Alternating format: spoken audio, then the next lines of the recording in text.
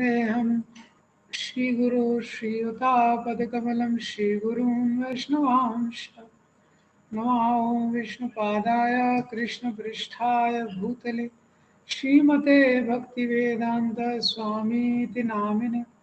नमस्ते सरस्वते देवे गौरवाणी प्रचारिणे निर्विशेष शून्यवादी भाष्यादेशतारिणे। नमो महावदन्याय कृष्णप्रेमप्रदायते कृष्णाय कृष्णचैतन्य नामिने गौरत्विषे नमः। जय श्री कृष्ण चैतन्य प्रभु नित्यानंद श्री अद्वैत गदाधर श्रीवासादि गौर भक्तवृंद। हरे कृष्णा कृष्णा कृष्णा हरे हरे, हरे राम राम राम हरे हरे। हरे कृष्णा कृष्णा कृष्णा हरे हरे, हरे राम राम राम हरे हरे। हरे कृष्णा कृष्णा कृष्णा हरे हरे, हरे राम राम हरे हरे।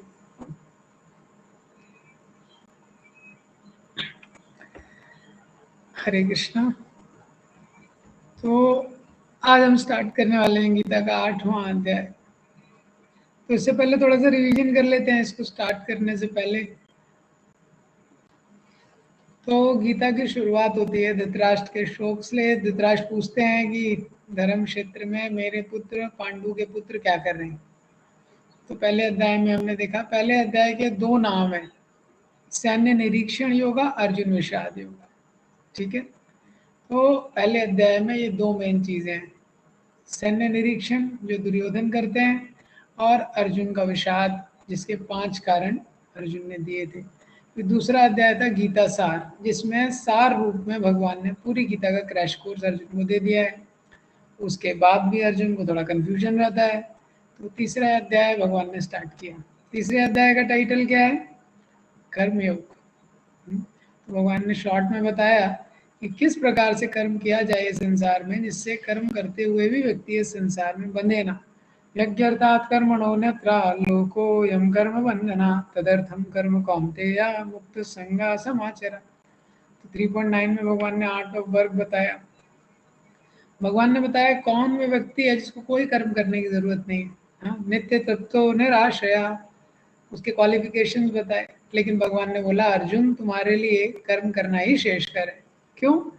क्योंकि एग्जाम्पल सेट करने के लिए। यद यद आचरति श्रेष्ठा तत्तदेवितरो जना सयत् प्रमाणम कुरुते लोकस्तत् अनुवर्तते।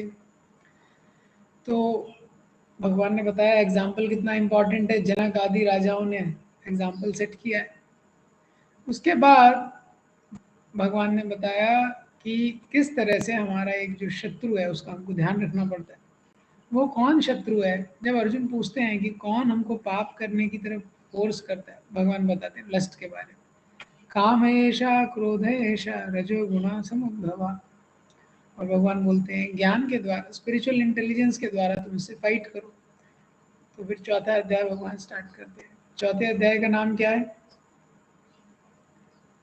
दिव्य ज्ञान, ट्रांसेंडेंटल नॉलेज। तो भगवान चौथे अध्याय में ट्रांसेंडेंटल नॉलेज के बारे में बताते हैं। तो ये नॉलेज कहाँ से प्राप्त हुई बताते हैं कि किस परंपरा से नॉलेज प्राप्त हुई। सूर्य को भगवान ने दिया था, मनु को दिया था, इक्ष्वाकु को दिया था। वो नॉलेज दे रहे हैं भगवान। भगवान अपनी ट्रांसेंडेंटल क्वालिटीज़ के बारे में बताते हैं कि ट्रांसेंडेंटल नॉलेज को कैसे अप्लाई करना है, वो बताते हैं। और फिर भगवान बताते हैं कि कैसे अलग अलग यज्ञों के द्वारा ये ट्रांसेंडेंटल नॉलेज लोग हासिल कर सकते हैं। उसके बाद भगवान बताते हैं, अर्जुन सोचते हैं कि ये तो बहुत सारे मेथड आपने बता दिया, ये भी यज्ञ है वो भी यज्ञ है, मैं कौन सा फॉलो करूं? क्योंकि द्रव्य यज्ञ, प्राणायाम है, अष्टांग योग है, बहुत सारे यज्ञों का चौथे अध्याय में वर्णन है। तो भगवान बोलते हैं तुम्हें क्या फॉलो करना है, इसके लिए गुरु से पूछना पड़ेगा। तद विद्धि प्रणिपातेन परिप्रश्नेन सेवया उपदेक्षन्ति ते ज्ञानम ज्ञानिनस्तत्त्वदर्शिनः। तो ऐसे तत्वदर्शी गुरु के पास जाओगे तो वो तुम्हें बताएंगे। उसके बाद चौथे अध्याय में भगवान वो ट्रांसेंडेंटल नॉलेज का ग्लोरीज बताते हैं। इतना भगवान बुद्धि को, ज्ञान को ग्लोरीफाई करते हैं, एंड में अर्जुन से बोलते हैं तुम फाइट करो। अर्जुन फिर कंफ्यूज हो जाते हैं। 5th चैप्टर का भी वापस से नाम है कर्म yoga, action in Krishna consciousness. ये तो 3.1 5.1 सेम क्वेश्चन है, वापस से भगवान डीपर लेवल में बताते हैं अर्जुन को कि कैसे संन्यास और कर्म को डिटैच रूप से करना वो एक ही चीज है। और उसके बाद भगवान बताते हैं जो डिटैच रूप से इस तरह से कर्म करता है वो मोक्ष को प्राप्त करता है। और उसी अध्याय में 27-28 श्लोक में भगवान बोलते हैं, अष्टांग योग का ब्रीफ में एग्जाम्पल देते हैं कि इसके द्वारा भी व्यक्ति उसको प्राप्त कर सकता है। तो फिर 6वें अध्याय में अष्टांग योग को डिटेल में बताते हैं, ध्यान योग को। वो 6वां अध्याय है, अष्टांग योग, ध्यान योग। अब 6वें अध्याय में जब अष्टांग योग को बताते हैं तो सबसे पहले बताते हैं कि इसके लिए मन का नियंत्रण करना बहुत इंपॉर्टेंट है। अष्टांग योग के लिए फाउंडेशनल है माइंड कंट्रोल, सेंस कंट्रोल। तो मन के बारे में बताते हैं, मन हमारा शत्रु है, मित्र है। ये सब के बाद जब भगवान बताते हैं कि अष्टांग योग में कैसे कैसे क्रियाएं करनी होती हैं, ये अष्टांग योग के जो 8 अंग हैं, यम नियम प्राणन आसन प्राणायाम धारणा प्रत्याहार समाधि, तो बड़ा टेंशन हो जाता है अर्जुन को, बड़ी चिंता हो जाती है, अरे बाप रे कौन करेगा। अर्जुन बोलते हैं चंचलम ही मन कृष्णा प्रमाथि बलभद्रणम, ये मन तो बड़ा चंचल है, बहुत शक्तिशाली है। तस्याहम निग्रहम मन्ये वायु एवं सुदुष्करम, वायु को नियंत्रण करने से भी ज्यादा मुश्किल है। असंशयम महाबाहो मनो दुर्निग्रहम चलम, भगवान बोलते हैं ये तो सही बोल रहे हो तुम, एनालिसिस तो सही है तुम्हारा, सोल्यूशन क्या है, लेकिन अभ्यास है न तू कौनते। भगवान बोलते हैं तुम परसिवियर करो, अभ्यास करो, होगा। फिर भगवान उसके 6वें चैप्टर के अंत में बताते हैं अनसक्सेसफुल योगी के बारे में बताते हैं। अर्जुन को प्रश्न होता है ये तो इतना कठिन है, अगर कोई सफल नहीं हो पाया 100% तो क्या उसकी हालत कैसी होगी। तो भगवान बताते हैं कि जो भी अध्यात्म के पथ पे चलता है उसका कभी नाश नहीं होगा। और 6वें अध्याय के एंड में बताते हैं कि सबसे टॉप मोस्ट योगी कौन है। योगी नाम अपि सर्वेषां मद्गतेन अंतरात्मना श्रद्धावान भजते यो मां समय युक्त तमो मता, जो हृदय के साथ मेरा भजन कर रहा है, श्रद्धा के साथ, यानी भक्ति योगी। तो ये भक्ति कैसे करनी चाहिए, मत गतेन अंतरात्मा कैसे होना चाहिए, तो 7वें अध्याय से शुरू करते हैं। तो 7वें अध्याय में भगवान बोलते हैं तुम सुनो मेरे बारे में। मयि आसक्त मन पार्थ योगम युञ्जन मदाश्रय असंशयम समग्रम माम, सुनने से क्या होगा, असंशयम समग्रम माम, सारे संशय चले जाएंगे और मेरे में मन आसक्त हो जाएगा। तो अपने बारे में भगवान ज्ञान बताते हैं कि कैसे भगवान मटेरियल एनर्जी, स्पिरिचुअल एनर्जी के सोर्स हैं, भगवान ही क्रिएट करते हैं, डिस्ट्रॉय करते हैं। फिर 7वें श्लोक में भगवान बताते हैं कि मैं ही मेंटेन करता हूँ। मत्ता परतरम नान्यत् किंचित अस्ति धनंजय मयि सर्वम इदं प्रोतम सूत्रे मणिगणा एव, इस प्रकार से भगवान बताते हैं कि मैं ही मेंटेन करता हूँ। अर्जुन बोलते हैं कुछ उदाहरण दीजिए। तो भगवान 14 एग्जाम्पल देते हैं 7वें अध्याय में, कैसे मैं इस सारे संसार में एसेंस मेंटेन करता हूँ। रसोहम अप्सु कौन्तेय प्रभास्मि शशि सूर्यो प्रणवा सर्ववेदेषु शब्दाख्य पौरुषम ऋषु। भगवान बहुत कंपैशनेट है, बहुत दयालु है। भगवान ऐसे उदाहरण देते हैं जिसको हम कनेक्ट कर सके। भगवान बोलते हैं मैं वाटर का टेस्ट हूँ, तो वाटर तो हर कोई पीता है, कोई ऐसा नहीं बोल सकता कि कहीं पे भी हो किसी भी देश में स्थिति में कि मैं पानी नहीं पीता। हाँ, सूर्य का प्रकाश सबको चाहिए, चंद्र का प्रकाश सबको चाहिए। इस तरह के यूनिवर्सल एग्जाम्पल 14 एग्जाम्पल देके भगवान बताते हैं कि मैं सब जगह का सार हूँ। और फिर भगवान बोलते हैं गुणों में जो भी है वो तो मेरे ही अंडर है, और जो सारे जो लिविंग एंटिटीज हैं वो गुणों के द्वारा मोहित रहते हैं। अर्जुन पूछते हैं इनका इनका छुटकारा कैसे होगा, भाई जेल से छूटेंगे कैसे, ये मोट से गुणों से इनका छुटकारा कैसे होगा। भगवान बोलते हैं मेरे को शरणागत होना यही तरीका है। दैवीयेषा गुणमयी मम माया दुरत्तया मामेव ये प्रपद्यन्ते माया मेतां तरन्ति ते। तो भगवान बोलते हैं जब ये लोग मेरी शरण में आ जाएंगे तो मुक्त हो जाएंगे माया से। तो इसलिए मैंने आपको एग्जाम्पल दिया था, वो आपको याद है एग्जाम्पल? कौन सा एग्जाम्पल दिया था मैंने आपको? डॉग वाला। किसी के घर में जाते हैं, बड़ा कोई डॉग हो जाता है, वो पीछे आ जाता है, तो वो उदाहरण दिया था मैंने आपको। ठीक है, तो इसके बाद अर्जुन बोलते हैं जब आपकी शरण में आने से सब सॉल्व हो जाती है प्रॉब्लम, तो लोग आपकी शरण में आते क्यों नहीं है सब लोग? तो भगवान बताते हैं 4 प्रकार के जो मूर्ख लोग होते हैं, 4 प्रकार के जो सुकृतना होते हैं, दुष्कृतना होते हैं। इस प्रकार से भगवान बताते हैं कि और कुछ लोग हैं जो मेरी शरण में आते हैं, कुछ नहीं आते हैं, कुछ मेरी जगह देवताओं की शरण में जाते हैं, भगवान उनके बारे में बताते हैं, और कुछ निर्विशेष ब्रह्म की शरण में जाते हैं। इस प्रकार से भगवान 7 चैप्टर में सारी चीज़ें एक्सप्लेन करने के बाद बताते हैं कि जो ये शाम तो अंत कदम पापम, जिसके पापों का नाश हो गया है और जो पुण्य कर्मों में लगा है वो दृढ़ता पूर्वक मेरी भक्ति में लगता है। फिर 7वें अध्याय के एंड में भगवान कुछ टर्मिनोलॉजीज का यूज करते हैं, कुछ शब्दों का यूज करते हैं, वो शब्द अर्जुन को समझ में नहीं आते, वहां से 8वां अध्याय शुरू होता है। ये तो अधियज्ञ, ब्रह्म, ये सारे शब्दों का यूज करते हैं, तो अर्जुन को समझ नहीं आता। हम कहीं पे भी रहते हैं किसी भी जगह पे, तो हम कुछ टर्मिनोलॉजी रहती है उस चीज की, तो जिस व्यक्ति वो व्यक्ति कभी कभी जो दूसरा व्यक्ति उससे उतना फेमिलियर नहीं है तो उसको शायद समझ नहीं आएगा। जैसे किसी को क्रिकेट के बारे में पता नहीं है, तो अभी क्रिकेट है तो उसमें कोई बॉलिंग करता है, कुछ बाउंसर होता है, गुगली होता है, स्पिन होता है, ऑफ स्पिन होता है।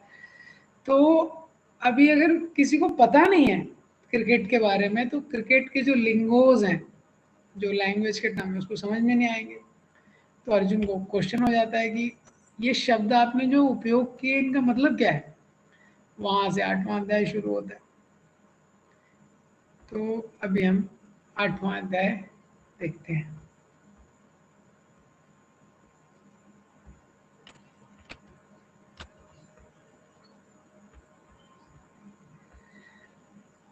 तो 8वें अध्याय का नाम है भगवत प्राप्ति, अटेनिंग द सुप्रीम।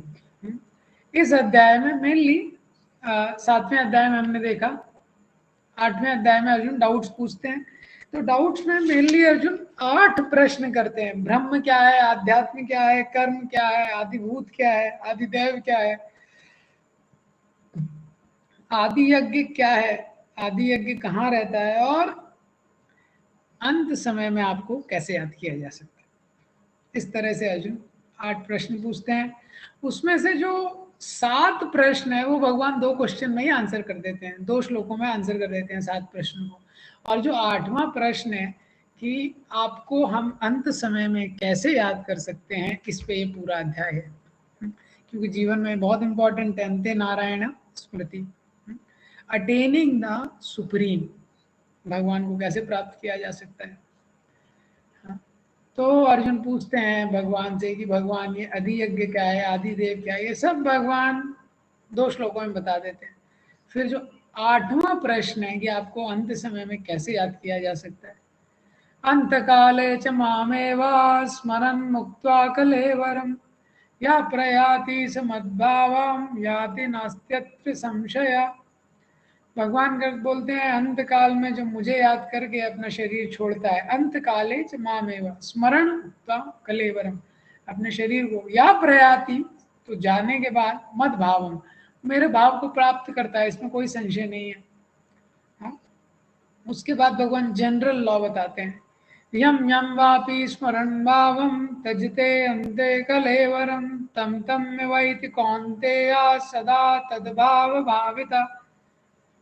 भगवान बोलते हैं 5th श्लोक में जो मुझे याद करता है वो मेरे पास आता है, और 6th में बोलते हैं जो भी वो याद करता है, जो भी वो स्मरण करता है, उस भाव को प्राप्त करता है। इसीलिए तस्मात् तस्मात् सर्वेषु कालेषु माम अनुस्मर युद्ध च मयि अर्पिता मनो बुद्धि मामे वश्यस संशयम। भगवान बोलते हैं तस्मात्, इसीलिए, देयरफॉर, हर समय में तुम मेरा स्मरण करो और युद्ध करो। इस प्रकार से अपनी मन और बुद्धि को मुझे अर्पित करो तो तुम मेरे पास आओगे। तो इसको कैसे किया जाए भाई, ये तो इतना आसान नहीं है। अभ्यास योग युक्तेन चेतसा नान्यगामिना, अभ्यास करो। अभ्यास के द्वारा, जो 6वें अध्याय में बोला था, अभ्यास के द्वारा तुम युक्त योग में लगो और अपनी चेतना को फोकस करो, ना अन्य गामिना, जिससे वो इधर उधर ना जाए। कहाँ फोकस किया जाए चेतना को? परमं पुरुषम दिव्यम याति पार्थ अनुचिंतयन, उस परम पुरुष पे, हाँ, यानी भगवान के फॉर्म पे। भगवान के फॉर्म का डिस्क्रिप्शन इसके बाद भगवान इसमें बताते हैं इस अध्याय में। उसके बाद भगवान बताते हैं कि योग मिश्र भक्ति के द्वारा भगवान को कैसे याद किया जा सकता है, 9 से 13 श्लोक में, कि कैसे जो एक योगी रहता है अपने इंद्रियों को कंट्रोल करके किस तरीके से अपने चक्रों को, अपने प्राणवायु को ऊपर ऊपर लाके कैसे भगवान पे ध्यान करता है, यहाँ पे आज्ञा चक्र में, वो सब बताते हैं। उसके बाद वो तो बड़ा कॉम्प्लिकेटेड डिस्क्रिप्शन रहता है। फिर भगवान बताते हैं दूसरा तरीका भी है, इजी तरीका भी है, हर चीज के काफी तरीके रहते हैं। भगवान बोलते हैं इजी तरीका क्या है? अनन्य चेता सततम यो माम स्मरति नित्यशा तस्याहम सुलभा पार्था नित्य युक्तस्य योगिना। अनन्य रूप से तुम मेरी भक्ति में लगो, मेरा स्मरण करो, तो आसानी से तुम मुझे प्राप्त कर सकते हो। मामुपेत्य पुनर्जन्म दुखालयम शाश्वतम, और एक बार जो मेरी शरण में आ जाता है उसको इस संसार में, जिसमें एक भगवान ने लेबल लगाया है दुखालयम, उसमें वापस नहीं आना पड़ता है। नाप्नुवन्ति महात्माना संसिद्धि परमाम गता, और वो हाईएस्ट परफेक्शन को प्राप्त कर लेता है संसार में। और इसका भगवान कॉन्ट्रास्ट कर रहे हैं अगले श्लोक में, हाँ? जो मेरी शरण में नहीं आता है, किसी और की शरण में जाता है। आ ब्रह्म भुवनालोका पुनरअवर्तिनो अर्जुना मामुपेत्य तो कौन्तेय पुनर्जन्म न विद्यते। तो और कहीं जगह जाता है तो वहां से वापस आना पड़ेगा, तो मेरा जो पाथ है वहां से वापस नहीं आना है। लेकिन और कहीं कोई जाता है तो ब्रह्म लोक तक आना जाना चलते रहता है। तो फिर भगवान इसके आगे के श्लोकों में बताते हैं अपने धाम के बारे में। परस्तस्मात् भावन्यो व्यक्तो व्यक्ता सनातना व्यास सर्वेषु भूतेषु नश्यत्सु न विनश्यति। परस्तस्मात् भाव अन्यो, ये जो संसार है इसके परे एक ऐसा भव, एक ऐसा संसार है, व्यक्त और अव्यक्त के परे उस सनातन जगत है। जब ये सारे सर्वेषु भूतेषु, जब सारी जीवात्माओं का नाश हो जाता है, वो संसार का नाश नहीं होता है। इसके बाद भगवान बताते हैं इस चैप्टर में path of return, path of no return. किस पाथ में जब व्यक्ति जाता है उसको वापस आना पड़ता है, और कौन से पाथ में जाता है उसको वापस नहीं आना पड़ता है। तो जब वो भगवान बताते हैं उसका डिटेल, तो अर्जुन को लगता है तो बड़ा कॉम्प्लिकेटेड है यार, इसमें तो इतनी सारी टेक्निकलिटीज हैं, इसका कौन ध्यान रखेगा। वैसे ही मृत्यु के समय तो हम ज्यादा चॉइसेस नहीं कर पाते, व्यक्ति की हालत वैसी गंभीर रहती है। भगवान बताते हैं कि किस परिस्थितियों में शरीर छोड़ने के बाद, शुक्ल पक्ष में, उत्तरायण में, बहुत सारी चीजें बताते हैं, व्यक्ति जाता है तो वापस नहीं आता। तो अर्जुन को टेंशन होने लगती है, तो भगवान अर्जुन को बोलते हैं न ते श्रुति पार्थ जाना योगी मोहयति कश्चन तस्मात् सर्वेषु कालेषु योग युक्तो भव अर्जुन। भगवान अर्जुन को बोलते हैं तुम टेंशन मत लो ये सब टेक्निकलिटीज का, तुम केवल मेरी भक्ति में लो, ये मैं तुम्हारे लिए अरेंजमेंट कर दूंगा। वेदेषु यज्ञेषु तपासु चैव दानेषु यत् पुण्य फलम प्रतिष्ठम् अत्येति तत्सर्वमिदं विदित्वा योगी परम स्थानमुपैति चाद्यम्। और 28वें श्लोक में भगवान बताते हैं कि भक्ति में सब कुछ इंक्लूडेड है। 1000 का नोट रहता है, उसमें 100 का नोट, 500 का नोट और 50 का नोट सब इंक्लूडेड है। ऐसे जो भक्ति करता है, वेद का फल, यज्ञ का फल, तप का फल, दान का फल, सब उसको मिल जाता है। तो ये है 8वां अध्याय। तो अर्जुन जो 8 प्रश्न करते हैं वो भगवान शॉर्ट में एक एक उसमें बता देते हैं, उसके डिटेल में अभी इसमें नहीं जाएंगे। उसके बाद जो सबसे महत्वपूर्ण अर्जुन का प्रश्न है कि कैसे अंत काल में भगवान का स्मरण किया जाता है, पूरे अध्याय में भगवान उसका विश्लेषण करते हैं। एक दिन भगवान बताते हैं योग मिश्र भक्ति के द्वारा भगवान को कैसे याद किया जा सकता है। और योग मिश्र भक्ति में टेक्निकलिटीज बहुत ज़्यादा हैं, कॉम्प्लिकेशंस बहुत ज़्यादा हैं, जो हम आज देखेंगे पीपीटी में थोड़ा। तो भगवान बोलते हैं इजी तरीका क्या है, तुम मेरी भक्ति में लग जाओ, वो इजी तरीका है ये। फिर भगवान बताते हैं जो मेरी भक्ति में लगता है वो मेरे धाम में आता है, जो मेरे धाम में आता है उसको वापस नहीं आना पड़ता है। तो ये इसका पहला थीम है। पहला थीम इसका क्या है कि अंत काले च मामेवा स्मरण मुक्त्वा कलीवरम, कि अंत काल में जो व्यक्ति है उसको किस प्रकार से वो स्मरण कर सकता है मेरा। तो इस अध्याय में भगवान हमको बताने वाले हैं कि जो फाइनल एग्जाम है, इस संसार में हम बहुत सारे एग्जाम देते हैं और बहुत सारी परीक्षाओं की तैयारी करते हैं, लेकिन एक एग्जाम है जो हम सबको देना है और जो फाइनल एग्जाम है। तो कुछ एग्जाम में हम फेल होते हैं, कुछ में हम पास होते हैं, कुछ में मार्क्स अच्छे आते हैं, कुछ में मार्क्स खराब आते हैं। कुछ एग्जाम्स हम पेपर एग्जाम का फॉर्म भरते हैं लेकिन एग्जाम में बैठते नहीं हैं। एग्जाम में हमारे पास बहुत सारी चॉइसेस रहती है, एक एग्जाम छूट जाता है तो वापस से दूसरी बार मौका मिलता है। लेकिन एक बहुत स्पेशल एग्जाम है ये जो फाइनल एग्जाम है, ये डेथ का एग्जाम है। एक ऐसा है जिसमें क्वेश्चन पेपर पहले से ही लीक कर दिया है भगवान ने। सब पहले से सबके लिए क्वेश्चन पेपर लीक है कि मृत्यु आने वाला है ये, और भगवान आंसर भी इस अध्याय में बता रहे हैं कि मृत्यु के समय मुझे याद करोगे तो मेरे पास आ जाओगे।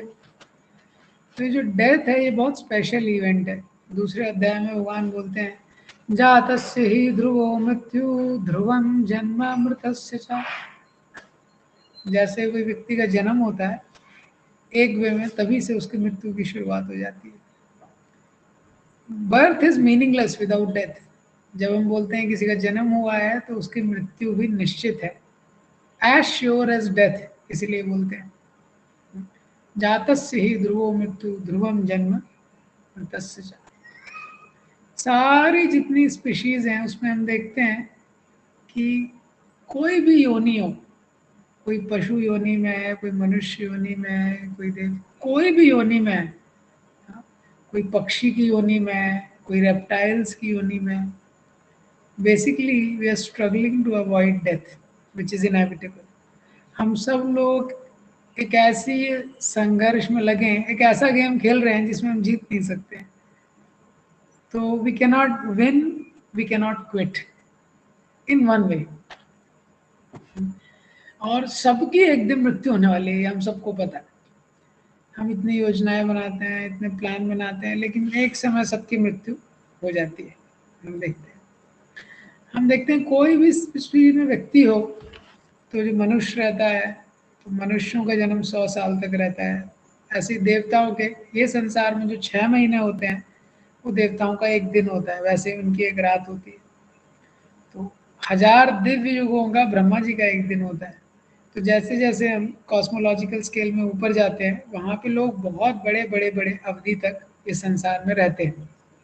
हम लोग जैसे 100 साल तक रहते हैं, देवताओं के 10,000 साल तक रहते हैं। ऐसे और ऊपर ऊपर जाते हैं तो और लंबे समय तक लोग रहते हैं। लेकिन फिर भी यहाँ से ब्रह्मलोक तक एक समय पे मृत्यु आती ही आती है। डेथ क्या है? इनएविटेबल है। डेथ एक ऐसा इंटरव्यू है हर जीवात्मा के लिए जिसमें जिसमें उसको अकेले ही बैठना पड़ता है। जैसे हम लोग किसी भी परीक्षा की तैयारी करते हैं, तैयारी करते समय बहुत सारे लोग साथ में रहते हैं, लेकिन एग्जामिनेशन हॉल में फिर बहुत सारे लोग आजू बाजू हैं, लेकिन अपना एग्जाम खुद ही देना पड़ता है।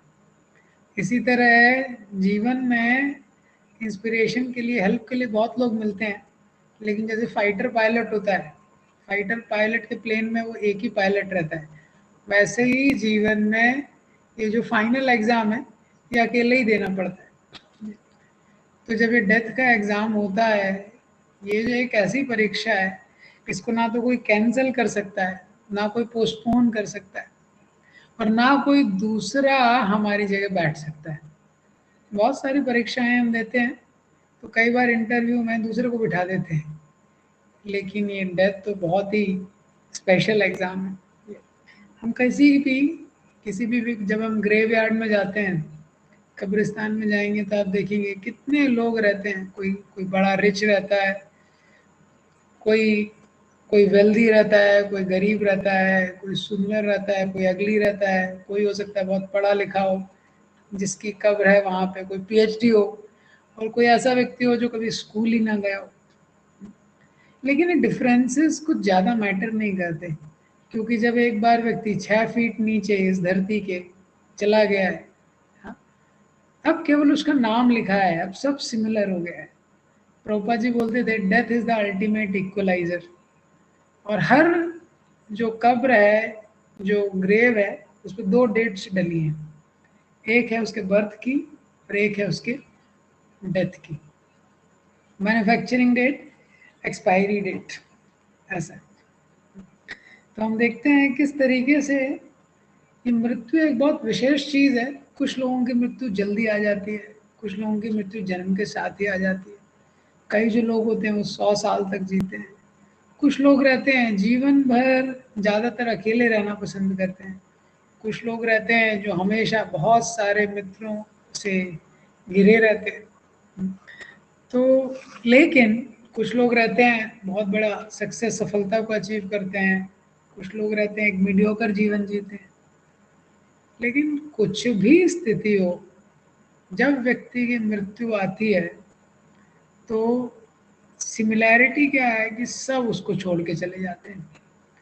चाहे वो अकेला था या उसके हजारों मित्र थे, फेसबुक में जितने फॉलोअर थे, व्हाट्सएप में जितने साथ में थे, मृत्यु के समय भीष्म पितामह बोलते हैं everyone walks away at the time of death, what remains is your karma. What dharmic and adharmic deed जो है उधर मृत्यु के समय सब चले जाते हैं। क्या हमने धर्म अधर्म किया है वही केवल हमारे पास रहता है जब हमारी मृत्यु होती है। तो डेथ एक बहुत स्पेशल इंसिडेंट है। अलग अलग कल्चर में ये जो मृत्यु है, इसके बाद अलग अलग रिचुअल्स हैं, अलग अलग। तो इस्लामिक धर्म में लोग गाड़ देते हैं, ज़मीन के नीचे दफना देते हैं। हिंदू धर्म में लोग उसको जला देते हैं। कुछ धर्मों में पानी में डाल देते हैं, और कुछ धर्मों में पेड़ के, माउंटेन के ऊपर, पर्शियन वगैरह माउंटेन के ऊपर उसको, जो डेड बॉडी रहता है उसको डाल देते हैं, तो वल्चर्स वगैरह उसको खा लेते हैं। ये इस तरह से अलग अलग संस्कृतियों में मृत शरीर के साथ अलग अलग ट्रीटमेंट होता है। अब चाहे किसी, कुछ लोगों की मृत्यु एक्सीडेंट्स में हो जाती है, कुछ लोगों की मृत्यु बीमारी में हो जाती है, कुछ लोग खुद सुसाइड कर लेते हैं, किसी को कोई दूसरा मर्डर कर देता है, कुछ लोगों की मृत्यु जन्म के समय ही हो जाती है। किसी भी तरीके से जब मृत्यु हमारे डायरेक्शन में देखती है और जब मृत्यु किसी को बुलाती है तो लाखों लोगों में से उसको चुन लेती है मृत्यु। One when the death calls for someone, then that person is singled out from billions। और उसी समय में एक पर्टिकुलर समय में, परिस्थिति में उसको डेथ लेके चली जाती है। जब भी डेथ किसी को कॉल करती है, मृत्यु किसी के डायरेक्शन में, ज़्यादातर लोग वो कॉल उठाना नहीं चाहते हैं क्योंकि वो रेडी नहीं है, उनकी बहुत सारी योजनाएं अभी इनकम्प्लीट है। लेकिन जो भी हो, जब मृत्यु आती है तो सब कुछ छोड़ना पड़ता है। ये एक ऐसा इवेंट है लाइफ का जो हमको सोचने पे मजबूर कर देता है। इसीलिए हम लोग ज़्यादातर अपने जीवन में इतना मशगूल रहते हैं, इतना एब्जॉर्ब रहते हैं, इतना उसमें एकदम कॉन्शियसनेस इतना ज़्यादा रहता है कि जीवन का ये जो इतना बड़ा सत्य है जिसके लिए जीवन मिला है, इस फाइनल एग्ज़ाम की प्रिपरेशन के लिए, इसके बारे में हम सोचते नहीं। कब तक? जब तक कोई न्यूज़ नहीं आता।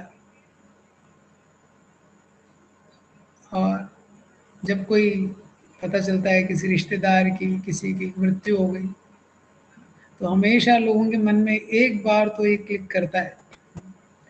युधिष्ठिर महाराज से यक्ष ने बहुत प्रश्न किए, तो एक प्रश्न उन्होंने किया कि इस संसार में सबसे बड़ा आश्चर्य क्या है।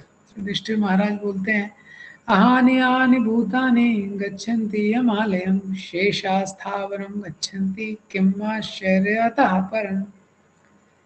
कि होलसेल में लोग जा रहे हैं यमराज के घर में। हानि भूतानि गच्छन्ति यमालयं शेषा, लेकिन जो शेष लोग बचे हैं वो बहुत सारी योजनाएं बना रहे हैं कि यहाँ कैसे सेटल होना है। तो ये सबसे बड़ा आश्चर्य है। और कलयुग एक ऐसा युग है जिसमें सबसे कम आयु है, लेकिन कलयुग में जितना अरेंजमेंट लोग करते हैं सेटलमेंट के लिए, तो इतना तो लोग सतयुग में भी नहीं करते थे। सतयुग में 1,00,000 साल आयु रहता था, उसके बाद वो धीरे धीरे कम हुआ 10,000 साल, 1,000 साल, और अभी तो 100 साल मैक्सिमम है, उसको भी लोग टच नहीं कर पाते। लेकिन सेटलमेंट का बहुत अरेंजमेंट करते हैं। तो गाड़ी का इंश्योरेंस है, घर का इंश्योरेंस है, सब चीज़ का इंश्योरेंस करके और फ्यूचर सिक्योरिटी के लिए लोग बड़ा चिंतित रहते हैं। लेकिन लाइफ बहुत छोटा है। तो ये जो फाइनल एग्ज़ाम है, इसके लिए हमने कैसी तैयारी की है, ये हम लोग अभी थोड़ा डिस्कस करते हैं। ये 8वें चैप्टर का सबसे इम्पोर्टेंट थीम है। भगवान बोलते हैं अंतकाले च मामेवा, अंतकाल में जो मेरा स्मरण करता है, उक्त्वा कलेवरम, कलेवरम मतलब इस शरीर को छोड़ते हुए, या प्रयाति तो शरीर छोड़ने के बाद, मद भावम मेरे भाव को वो प्राप्त कर लेता है। मद भावम मतलब भगवान बोलते हैं कि जैसे मेरी मृत्यु नहीं होती है, मेरा जन्म नहीं होता है, वो भी मृत्यु और जन्म के तत्व चक्र से मुक्त हो जाता है। ये तो बहुत बड़ा आश्वासन दे रहे हैं भगवान। श्योरिटी है क्या? याति नास्ति अत्र संशय, भगवान बोलते हैं इसमें कोई भी संशय नहीं। तो जनरल भगवान एक लॉ बता रहे हैं कि जो मुझे याद करता है वो मेरे पास आता है। तो ये है हमारा फाइनल एग्जाम। फाइनल एग्जाम का पेपर भगवान ने क्वेश्चन पेपर भी बता दिया है, भगवान ने आंसर भी बता दिया है, बस एक ही चीज़ है, इसकी डेट डिक्लेयर नहीं की है। तो जो डेथ है ये स्पेशल अपॉइंटमेंट रहता है सबके लिए, एक यूनिक सरप्राइज रहता है जो सबको इंडिविजुअल बेस पे मिलेगा। अब जब डेथ होती है तो शरीर छूटता है, नया शरीर मिलता है। ऑन व्हाट बेसिस आत्मा को नया शरीर कौन से बेसिस पे मिलेगा? यम यम वापि स्मरन् भावम त्यजते अन्ते कलेवरम, जिस जिस भाव का वो स्मरण करेगा मृत्यु के समय, हाँ, तो वही उसको एंड में शरीर छोड़ते समय, तम तम विवैति कौन्तेय सदा तद्भाव भाविता, वही भाव उसको मिलेगा। भगवान बोलते हैं what ever state of being one remembers when he quits his body, that state he will attain. तो अभी कोई सोच सकता है, इसमें भी बहुत डिस्कशन है। तो कुछ लोग होते हैं उनको लगता है ये अच्छा है, भगवान ने तो अच्छा शॉर्टकट फार्मूला दे दिया है। शॉर्टकट फार्मूला क्या है कि जो भी भाव मृत्यु के समय एंड में याद करेंगे तो वही मिल जाएगा। तो लाइफ में जो करना है करो, मजे करो, एंजॉय करो, जैसा भी जीवन जीना है करो, धर्म करो, अधर्म करो। मृत्यु के समय किसी ने गन यहाँ पे लगाया, बोला हरे कृष्णा, और शूट कर लिया अपने आप को, और भगवान के धाम पहुंच जाएगा। इतना आसान नहीं है ये। हाँ, भगवान जो लॉज बनाते हैं बड़ा सोच के बनाते हैं। हम किसी को भी चीट कर सकते हैं, भगवान को चीट नहीं कर सकते। तो we accept one body after quitting another depending on desire stored in our mind at the time of death and good and bad karma on our account. तो बेसिकली क्या सिद्धांत है, ये इतना इजी नहीं है कि मृत्यु के समय भगवान को इस तरह, ये जो स्मरण की बात हो रही है ये कोई एक बुद्धि के स्तर पे स्मरण नहीं है, इंटेलेक्चुअल स्मरण। इंटेलेक्चुअल स्मरण कैसा रहता है? जैसे हम कोई फॉर्मूला A+B का क्यूब क्या होता है, हाँ A+B का क्यूब क्या होता है सोचेगा व्यक्ति, ये इंटेलेक्चुअल स्मरण है। हाँ, या वो थ्योरम क्या था, जैसे हम कुछ याद कर लिए थे। इंडिया की राजधानी क्या है, न्यूजीलैंड की राजधानी क्या है, ये इंटेलेक्चुअल स्मरण है। ये भगवान कौन से स्मरण की बात कर रहे हैं? अंत समय में स्थिति इतनी गंभीर रहती है व्यक्ति को, जिसका उसने जीवन में सबसे ज्यादा आश्रय लिया है जीवन काल में, उसका अंत काल में उसको स्मरण होता है। तो अंत काल में पूरे जीवन का जो लाइफ है मूवी एकदम फास्ट फॉरवर्ड करके उसकी आंखों के सामने से जाता है। कहाँ उसका चित्त अटकेगा? जिसका उसने सबसे ज्यादा आश्रय लिया है। ये सिद्धांत है। तो इसीलिए जैसा वो अपने जीवन को डेवलप करता है जनरली वैसा शरीर उसको मिलता है। जो पूरे जीवन में कोई बहुत लस्टी है, आंखों का दुरुपयोग कर रहा है, बहुत लस्टी है, उसको फिर जैसे कुछ उदाहरण दिए गए हैं यहाँ पे, एज इट इज नहीं। कोई बहुत लेजी है, आलस है, उसको हमेशा सोना ही पसंद रहता है। हाँ, 10 घंटे सोता है, 12 घंटे सोता है। भगवान बोलते हैं भाई इसके लिए मनुष्य शरीर की क्या जरूरत है? पोलर बियर का शरीर ले लो, तो फिर कोई टेंशन ही नहीं है उठने का। एक बार सोना, फिर सेमेस्टर, एक सेमेस्टर के बाद उठना सीधे दूसरे सेमेस्टर में। कोई बहुत ज्यादा देशी है तो सर्प आदि ऐसी योनियों में, कोई शरीर को बहुत ज्यादा एक्सपोज करता है तो उसको पेड़ का शरीर, इस तरीके से कोई नॉनवेज खाता है, कार्निवोरस एनिमल्स का शरीर।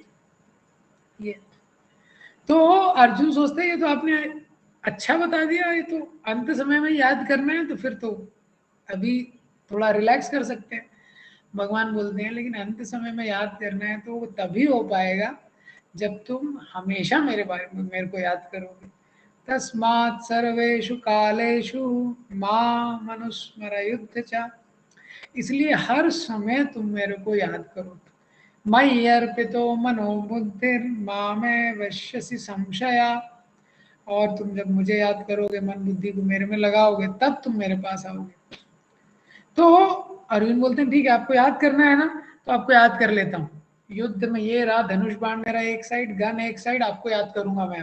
भगवान बोल रहे नहीं, माम अनुस्मरा युद्ध चा। तुम युद्ध भी करो और मेरा स्मरण भी करो। कभी कभी जीवन में लगता है इतनी कॉम्प्लेक्सिटी क्यों है? एक चीज बोला जाए ठीक है भजन करना है तो ठीक है ये सब छोड़ेंगे भजन करेंगे, और अगर सांसारिक जिम्मेदारियों को पूरा करना है तो फिर जिम्मेदारी करेंगे, फिर भगवान कहाँ से याद आएंगे? भगवान बोल रहे हैं नहीं, दोनों करने हैं। माम अनुस्मरा युद्ध च, ये पहला चीज है। दूसरा चीज भगवान बोल रहे हैं दोनों करना है, लेकिन इसमें पहली प्रायोरिटी, पहले क्या करना है? माम अनुस्मर पहले करना है। भगवान को पहली प्रायोरिटी में रखना है, पहले भगवान का स्मरण करना है, जप करना है, फिर युद्ध में निकलना है। ये दूसरा चीज है। तीसरा चीज अर्जुन बोलते हैं कैसे संभव होगा? अभ्यास योग युक्तेना चेतसा नान्यगामिना। भगवान बोलते हैं प्रैक्टिस करो, संभव होगा। हाँ, पहले बहुत लोगों ने किया है, बहुत सारी सक्सेस स्टोरी शास्त्रों में दी हुई हैं जिन लोगों ने किया है। लोग पूछते हैं गृहस्थ जीवन में कैसे संभव है भगवान को याद करना? मैक्सिमम साधु संत हम देखेंगे वो गृहस्थ ही हुए हैं।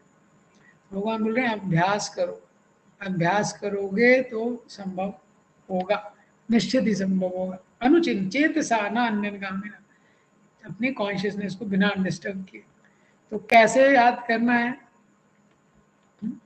तो अभी ये पहले सेक्शन में भगवान बताते हैं कि तुम मुझे याद करो, तुम मेरे बारे में मेरा स्मरण करो। जो मेरा स्मरण करता है वो मेरे पास आता है। लेकिन स्मरण अगर मेरा मृत्यु के समय करना है, अंते नारायण स्मृति, तो उसका तरीका क्या है कि तुम्हें जिंदगी भर वो थॉट्स कल्टीवेट करने पड़ेंगे। One cannot suddenly remember Krishna if he has not practice remembering Krishna eight the time of death.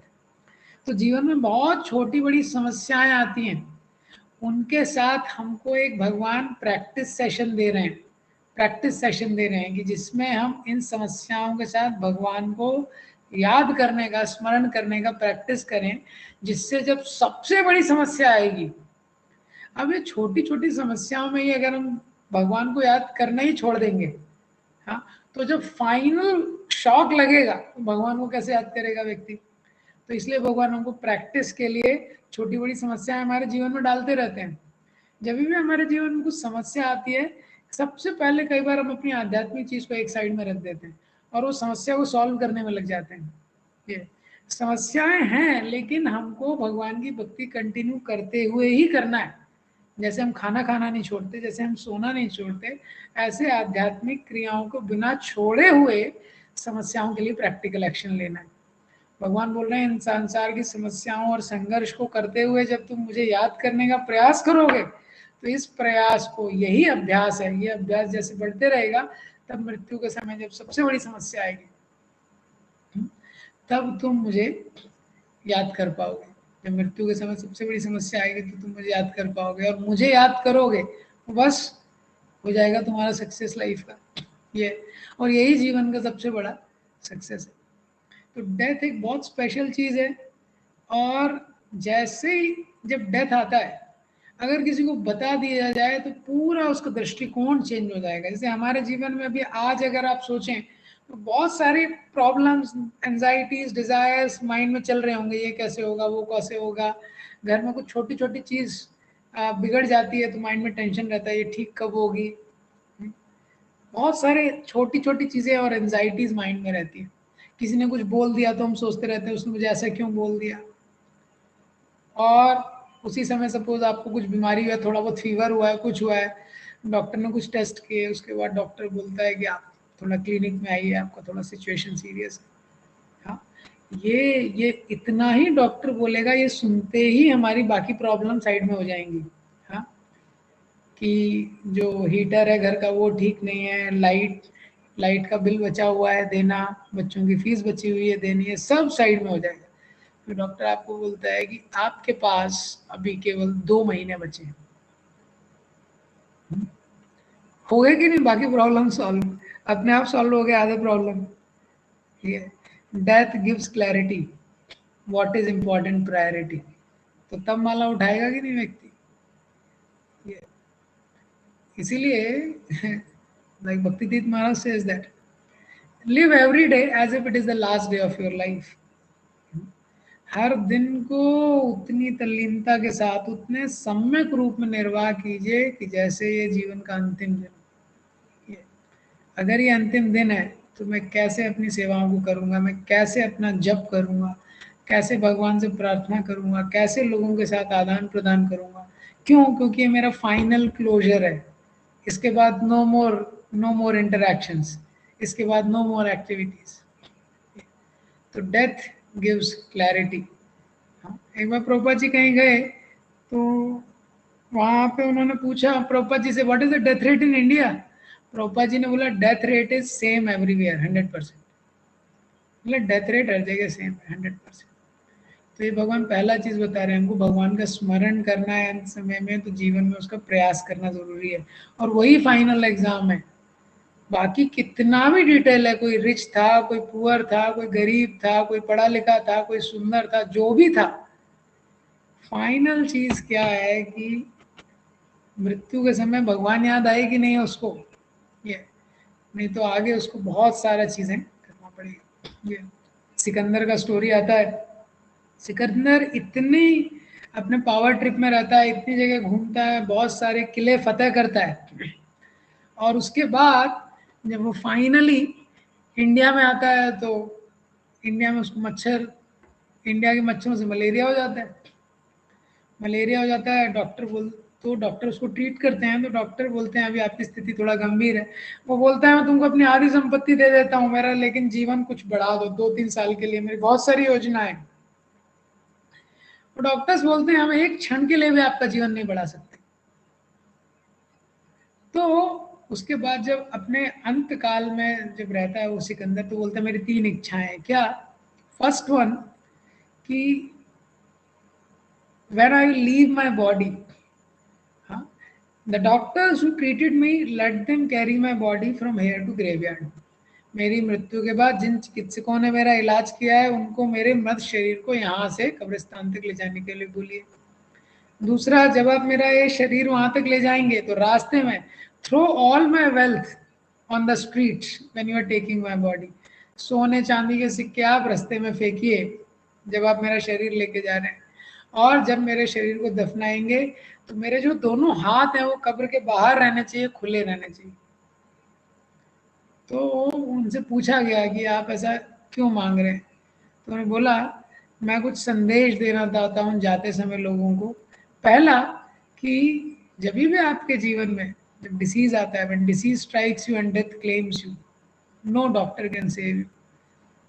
जब मृत्यु का समय आता है तो कोई भी चिकित्सक हमको बचा नहीं सकता है। दूसरा, when you are in real crisis the wealth of this world can not help you. जब हम वास्तविक विपत्ति में होंगे तो ये संसार की संपत्ति हमको ज्यादा मदद नहीं कर सकती। और तीसरा, ये संसार में व्यक्ति खाली हाथ आया था और खाली हाथ जाएगा। ये 3 लेसन सिकंदर बताते हैं।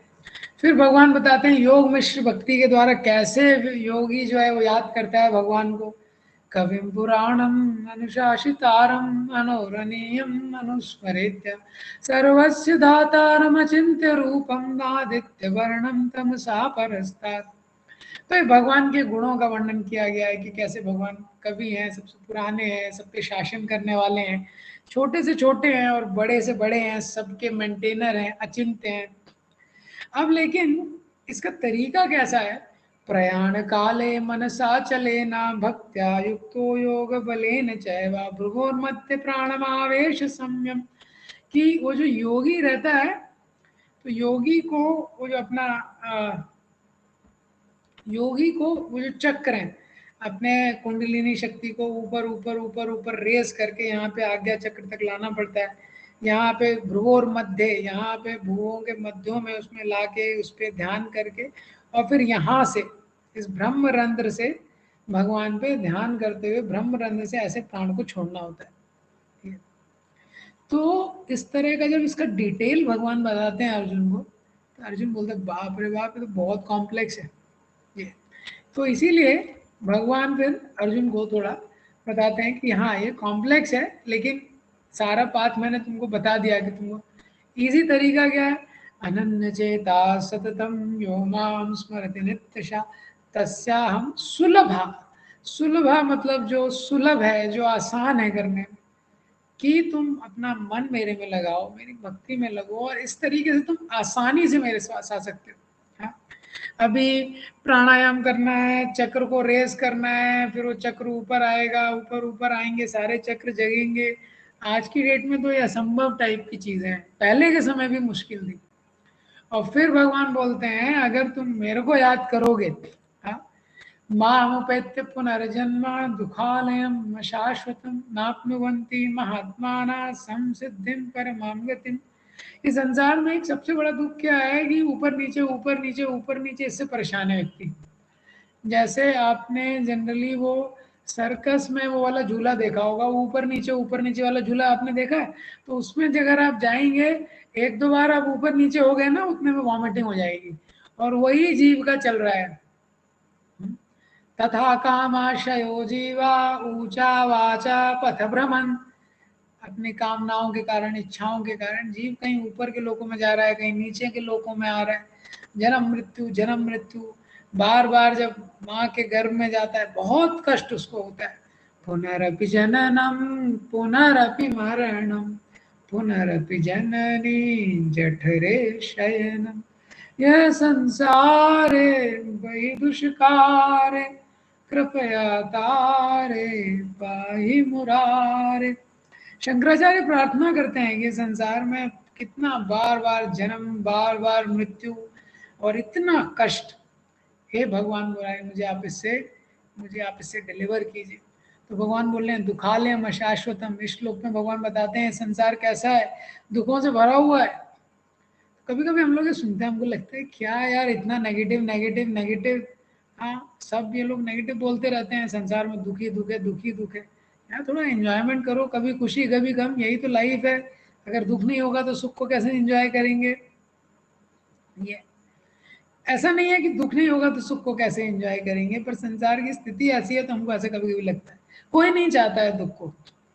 जैसे कोई बिजनेसमैन है, उसको 10% प्रॉफिट होता है पहले साल, दूसरे साल 20% होता है, तीसरे साल 30% होता है। तो ऐसा नहीं है बोर हो जाते हैं, क्या चल रहा है, हर साल प्रॉफिट ही प्रॉफिट, हे भगवान इस साल आप मेरा 50% का लॉस कर दो, ऐसे नहीं बोलते हैं। या कोई स्टूडेंट है, वो पहले साल फर्स्ट आया, दूसरे साल वापस फर्स्ट आया, फिर बोर हो गया हूँ मैं, हर साल फर्स्ट आ रहा हूँ, भगवान इस साल आप मुझे फेल कर दो। या अगर हेल्थ किसी का अच्छा है तो यार क्या इतने समय से हेल्थ अच्छा है, ना कोई बीमारी हुई ना कोई ऑपरेशन हुआ, भगवान कुछ कीजिए। तो पॉइंट क्या है कि हम दुख नहीं चाहते हैं, ठीक है, लेकिन संसार में भगवान बोलते हैं दुखालय में शाश्वत। कई बार लोगों को लगता है तो बहुत नेगेटिव है, बहुत इससे तो बहुत नेगेटिव फीलिंग्स आ जाएंगी। लेकिन क्या है, भगवान कई बार क्या है व्यक्ति को पॉजिटिव रास्ते में लाने के लिए, जब अगर कोई गलत रास्ते में जा रहा है तो गलत रास्ते का डेंजर बताना इंपॉर्टेंट है। जैसे कोई मरीज है, उसको बीमारी है, वो पेशेंट को अगर बीमारी है तो डॉक्टर उसको बुलाता है, बताता है कितनी खतरनाक बीमारी है, पहले उसको बताना इम्पोर्टेंट है, तो वो मेडिसिन अच्छे से लेगा। तो भगवान बता रहे हैं ये जो संसार है दुखालयम अशाश्वतम, ऐसा संसार है, इसमें तुमको वापस नहीं आना पड़ेगा, मेरे पास आओगे तो। हाँ, तो भगवान बताते हैं, तो अर्जुन बोलते हैं अच्छा बाकी सब लोग वापस आते हैं क्या? बोले हाँ, आ ब्रह्म भुवन आलोका पुनर्वर्तिनो अर्जुना। तो भगवान बोलते देखो ब्रह्मलोक तक तो क्या है, ये आना जाना लगा ही रहता है, ऊपर नीचे क्षीणे पुण्य मृत्यु लोकम विशंति। हाँ, इसमें आना जाना लगा रहता है। माम उपेत्य तू कौनते या, लेकिन मेरी शरण में आओगे तो पुनर्जन्म न विद्यते, वापस जन्म नहीं लेना पड़ेगा। फिर भगवान यहाँ पे बताते हैं कि ब्रह्मा जी के एक दिन का कैलकुलेशन दिया हुआ है इस चैप्टर में। हाँ, बहुत इंटरेस्टिंग कैलकुलेशन है, ध्यान से सुनेंगे तो आपको समझ में आएगा थोड़ा। कलयुग क्या है, 4,32,000 साल का है। कलयुग के डबल होता है द्वापर युग, उसके 3 टाइम्स होता है त्रेता युग, 4 टाइम होता है सतयुग। ठीक है, तो अगर 4,32,000 साल को आप के से अगर इसको डिनोट करते हैं तो द्वापर युग कितना हो गया 2 के, त्रेता युग 3 के, सतयुग 4 के, और टोटल जो एक दिव्य युग होता है, दिव्य युग का मतलब क्या है, सतयुग द्वापर त्रेता कलयुग, इसका कॉम्बिनेशन, तो ये कितना हो गया 10 के। हाँ, अभी ब्रह्मा जी का जो, तो ये दिव्य युग का कैलकुलेशन है 10 के। ठीक है, के क्या है, 4,32,000 साल। ऐसे ही जो एक मनवंतर होता है, एक मनवंतर मतलब जितनी अवधि में मनु रूल करता है, एक मनु, वो क्या होता है 71 दिव्य युगा, 71 दिव्य युगा तक वो रूल करता है। ये तो 71 दिव्य युगा मतलब एक मनवंतर मतलब 710 के हो गए ये।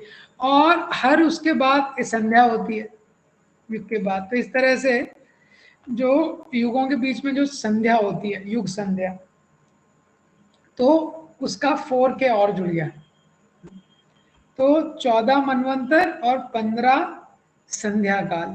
तो मनवंतर का अवधि कितना होता है 700। तो ब्रह्मा जी का जो एक दिन होता है उसमें 14 मनु आते हैं। एक जो मनु रहता है वो 71 दिव्य युगा तक रहता है, और एक दिव्य युगा क्या होता है, सत्युग द्वापर त्रेता कलयुग, ये कॉम्बिनेशन होता है। ये होता है कि एक दिव्य युगा का कॉम्बिनेशन। तो ऐसे ब्रह्मा जी के एक दिन में 14 मनवंतर रहते हैं, 15 संध्या काल रहते हैं, कैलकुलेशन भी है। इस तरह से ब्रह्मा जी के एक दिन का कैलकुलेशन है 4.32 बिलियन ह्यूमन ईयर। ऐसे ही ब्रह्मा जी का एक रात होता है, ऐसे ही 360 दिन और 360 रात होते हैं एक साल में। ऐसे 100 साल ब्रह्मा जी जीते हैं, तो वो कैलकुलेशन आता है 311 ट्रिलियन ह्यूमन ईयर्स। हाँ, हमारे कैलकुलेटर में शायद अभी इतना सुनेंगे तो लगेगा ब्रह्मा जी का लाइफ तो अमेजिंग है, बहुत ज्यादा है। लेकिन प्रभुपाद जी इस श्लोक के परपोर्ट में लिखते हैं कि शाश्वत काल की तुलना में देखा जाए तो ब्रह्मा जी का लाइफ भी कितना छोटा है, एज शॉर्ट एज लाइटनिंग। जैसे आकाश में बिजली चमकती है, हाँ, ऐसे ही ब्रह्मा जी का लाइफ भी बहुत छोटा है एक तुलना में। क्योंकि भगवान सांस छोड़ते हैं ब्रह्मांड निकलता है, भगवान सांस लेते हैं महाविष्णु, तो ब्रह्मांड उनके अंदर चले जाते हैं। तो हमारा लाइफ तो हम सोच सकते हैं कितना छोटा है, अगर ब्रह्मा जी का लाइफ इतना छोटा है। तो ये बताने के बाद कि ये संसार में कितना दुख है, ये दुखालयम है, भगवान गुड न्यूज भी देते हैं। जैसे अगर कोई डॉक्टर है उसने बता दिया अरे तुम्हारी स्थिति ये है, इतना प्रॉब्लम है और ऐसा ऐसा तुम्हारा होने वाला है, तुम्हारा बहुत डेंजरस डिसीज है, और उसके बाद वो बोलता है ठीक है भाई समझ में आ गया ना तुमको, मैं जा रहा हूँ।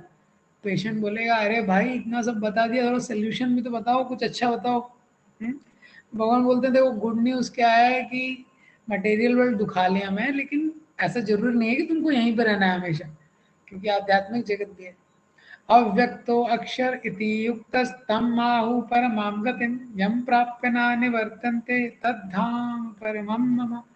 एक अव्यक्त अक्षर कभी ना नाश होने वाला मेरा एक ऐसा परम धाम है जहाँ पे तुम आओगे तुमको वापस नहीं आना पड़ेगा। क्या तरीका है वहां आने का, पुरुषासा परापार्था भक्त्या लभ्यस्व अनन्या, अनन्य भक्ति के द्वारा ही तुम वहां पे आ सकते हो।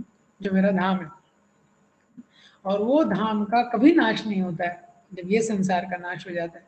भौतिक जगत में हम देखते हैं कि किस प्रकार से भौतिक जगत में इतना कंपटीशन, फाइट, एनवी, एंजाइटी, जन्म मृत्यु जरा व्याधि, हाँ, बहुत कष्ट है भौतिक जगत में।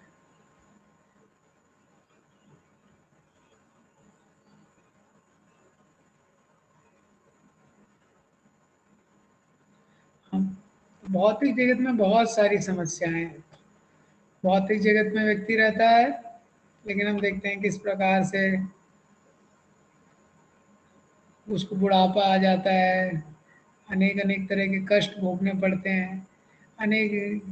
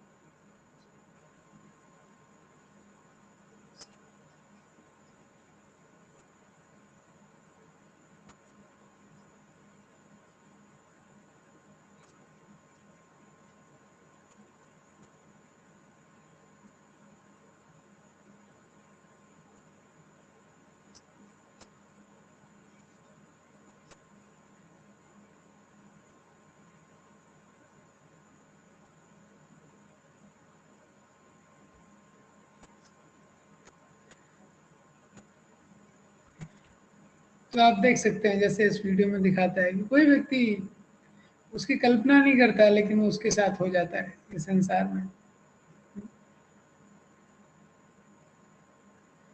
डेथ के समय। लेकिन आध्यात्मिक जगत है, उसमें केवल जॉय है, ब्लिस है।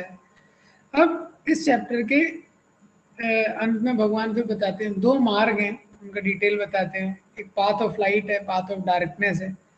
पाथ ऑफ लाइट में जो योगीज हैं, ज्ञानीज हैं, वो एक ऐसे पाथ में जाते हैं जिसमें नो रिटर्न है। तो उसमें बताते हैं कैसे शुक्ल पक्ष दिन के समय उत्तरायण में 6 महीने में जब व्यक्ति जाता है, तो उसका डिटेल बताते हैं। और पाथ ऑफ रिटर्न डार्कनेस का डिटेल बताते हैं। तो जब ये डिटेल बताते हैं, वो डिटेल का कॉम्प्लेक्सिटी देख के अर्जुन को लगता है बाप रे बाप, मैं ये सारी चीज़ों का कैसे ध्यान रखूंगा, मृत्यु के समय तो वैसे ही व्यक्ति चुनता नहीं है अपने आप। तो भगवान अर्जुन को बताते हैं कि तुमको इन चीज़ों की चिंता करने की ज़रूरत नहीं है, तुम केवल भक्ति में लगो, और तुम भक्ति में लगोगे तो बाकी सारी चीज़ों का ध्यान मैं रखूंगा तुम्हारे लिए। ये तो जो 27th परपोर्ट है प्रभुपाद जी, उसमें बोलते हैं the path of bhakti is safe certain and direct. The path of bhakti is safe certain and direct. तो ये जो पाथ ऑफ भक्ति बहुत सेफ है, जैसे कि भगवान ने 2.40 में बताया है। क्यों बहुत सेफ है? क्योंकि इस पाथ में कोई लॉस नहीं है। थोड़ा सा भी कार्य करेंगे, थोड़ा सा भी भक्ति करेंगे, वो कभी लॉस नहीं होता है, ना कभी डिस्ट्रॉय होता है, और हमको महान भय से बचाता है। और सर्टेन, इसमें गारंटी है। इस संसार में भगवान के अलावा कोई गारंटी नहीं ले सकता। तो आपको पता है कि जब अभिमन्यु का मृत्यु, जब द्रोणाचार्य ने चक्रव्यूह रचा, तो द्रोणाचार्य ने जब चक्रव्यूह रचा, जब दुर्योधन ने बोला, तो द्रोणाचार्य ने बोला कि युद्ध में अगर तुम अर्जुन को किसी दूसरे साइड ले जाओ तो बाकी सब कौरवों, बाकी सब पांडवों को हम मार सकते हैं चक्रव्यूह के द्वारा। अर्जुन को लेकिन मालूम है कि चक्रव्यूह को कैसे भेदना है। तो उस दिन युद्ध में चक्रव्यूह की रचना की गई, और सुबह ही युद्ध में अर्जुन को दूसरी तरफ डाइवेट कर दिया गया, दूसरी जगह उनको युद्ध में इंगेज कर दिया। अब अर्जुन युद्ध करने लगे, यहाँ द्रोणाचार्य ने चक्रव्यूह रच दिया। चक्रव्यूह की रचना देख के सबको लग रहा है अभी इसमें कैसे जाएंगे, तो किसी को नहीं आता चक्रव्यूह के अंदर कैसे जाना है। अभिमन्यु जब सुभद्रा जी के गर्भ में थे, तब उन्होंने सुना था, कलम कलम में सुना था, पावर ऑफ हियरिंग। तो अभिमन्यु ने गर्भ में सुना था अर्जुन के द्वारा कि चक्रव्यूह को बता रहे थे अर्थ सुभद्रा को कि चक्रव्यूह में कैसे जाया जाता है। तो अभिमन्यु बोलते हैं कि मैंने सुना है कि चक्रव्यूह को कैसे भेदना है, तो अंदर तो मैं चले जाऊंगा, अंदर जाने का तरीका मुझे पता है, लेकिन बाहर निकलने का तरीका नहीं पता है। हाँ भीम बोलते हैं, अरे अरे तुम टेंशन मत लो, एक बार हमको एंट्री दिलवा दो बस, एक बार अंदर एंट्री दिलवा दो, बाहर निकालने की गारंटी मैं लेता हूँ, भीम बोलते हैं, बाहर निकालने की गारंटी मैं लेता हूँ।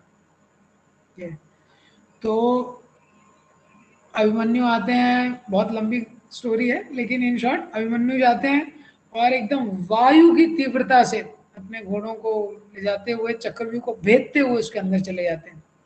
और अभिमन्यु के पीछे नकुल, सहदेव, भीम और युधिष्ठिर रहते हैं, लेकिन इनको जयद्रथ रोक देते हैं गेट पे, क्योंकि जयद्रथ को, उसके पीछे भी एक स्टोरी है, स्टोरी के अंदर स्टोरी है, जयद्रथ को शिव जी से वरदान होता है, तो वो रोक देते हैं। अब अभिमन्यु अकेले युद्ध करते हैं, युद्ध में बाद में बहुत वीरता से युद्ध करते हैं, लेकिन चार चार महारथी उनको मिलके बेसिकली उनकी मृत्यु हो जाती है। अर्जुन शाम को लौटते हैं, उनको पता चलता है कि किस प्रकार से आधार्मिक रूप, अधर्मपूर्ण अभिमन्यु की मृत्यु हुई है, तो बहुत रोष में आ जाते हैं।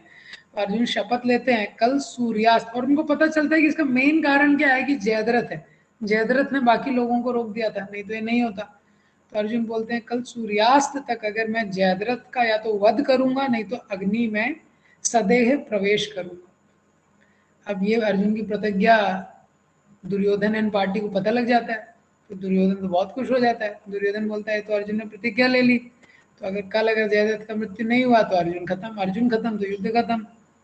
तो जयद्रथ जब ये सुनता है बोलता है भाई मैं तो जा रहा हूँ हिमालय, अभी अर्जुन तो मुझे कल मार ही देगा।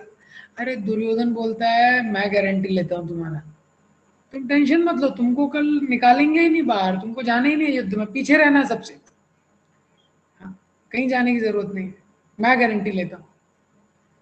तो अर्जुन प्रतिज्ञा लेते हैं, ऐसी प्रतिज्ञा लेके फिर अर्जुन सोने चले जाते हैं। अब भगवान को चिंता हो रही है, भगवान को चिंता हो रही है भाई कैसे होगा अभी अर्जुन का, अर्जुन ने प्रतिज्ञा ले ली।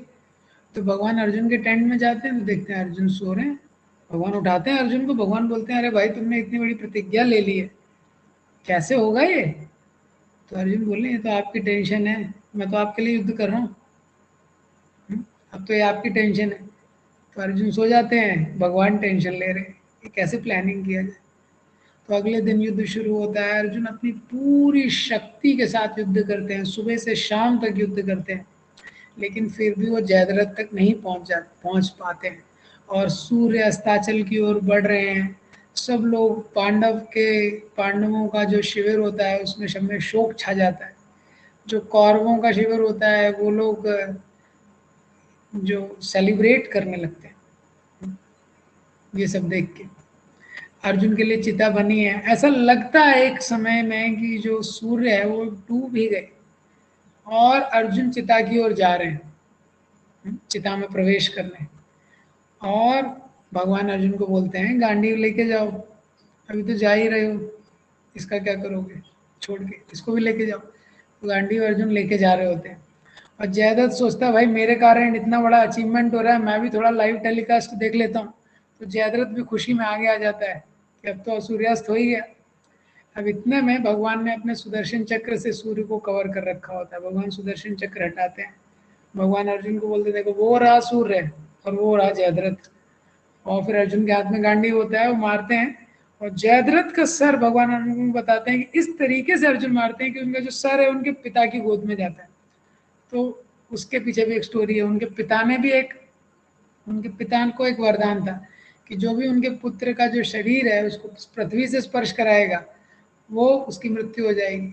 तो वो तपस्या में बैठे होते हैं कहीं पे, तो उनके हाथ में आके वो उनका जयद्रथ का सर गिरता है, जैसे उसको फेंक देते हैं उसकी मृत्यु हो जाती है।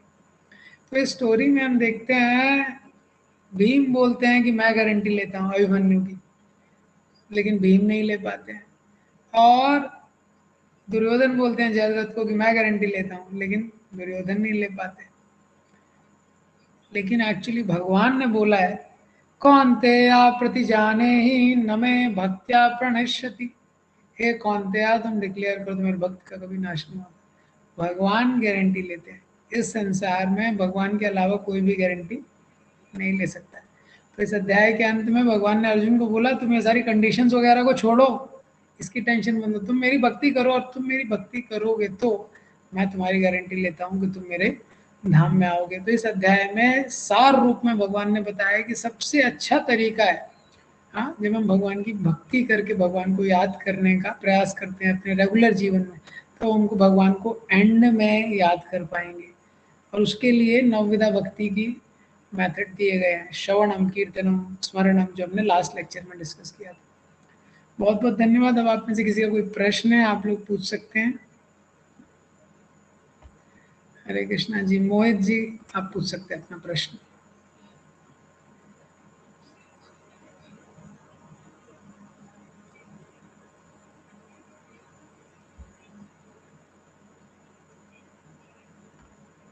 राकेश जी। हाँ, जय जय श्री कृष्णा प्रभु जी। हरे कृष्णा जी। मैं ये एक YouTube में देख रहा था, HG अमोघ लीला जी का एक वीडियो देख रहा था, जिसमें उन्होंने रेफरेंस दिया था, शायद आपने भी दिया था, मुझे एग्जैक्टली याद नहीं है, कि जो गोपीज थी कृष्णा की, that was approximately 10K billions. बताइए। तो मेरा प्रश्न ये था कि 10,000 बिलियन, मतलब अगर अभी आप टोटल पॉपुलेशन देखेंगे तो इंटायर वर्ल्ड की ही अप्रोक्सीमेटली 7 बिलियंस के आसपास है। तो 10,000 बिलियन तो मतलब इतना ज्यादा हो गया कि तो पूरी पृथ्वी पे ही समा पाना मतलब मुश्किल हो जाता है। तो क्या ये सूक्ष्म रूप में थी कि ये रियल सोल शरीर के द्वारा थी?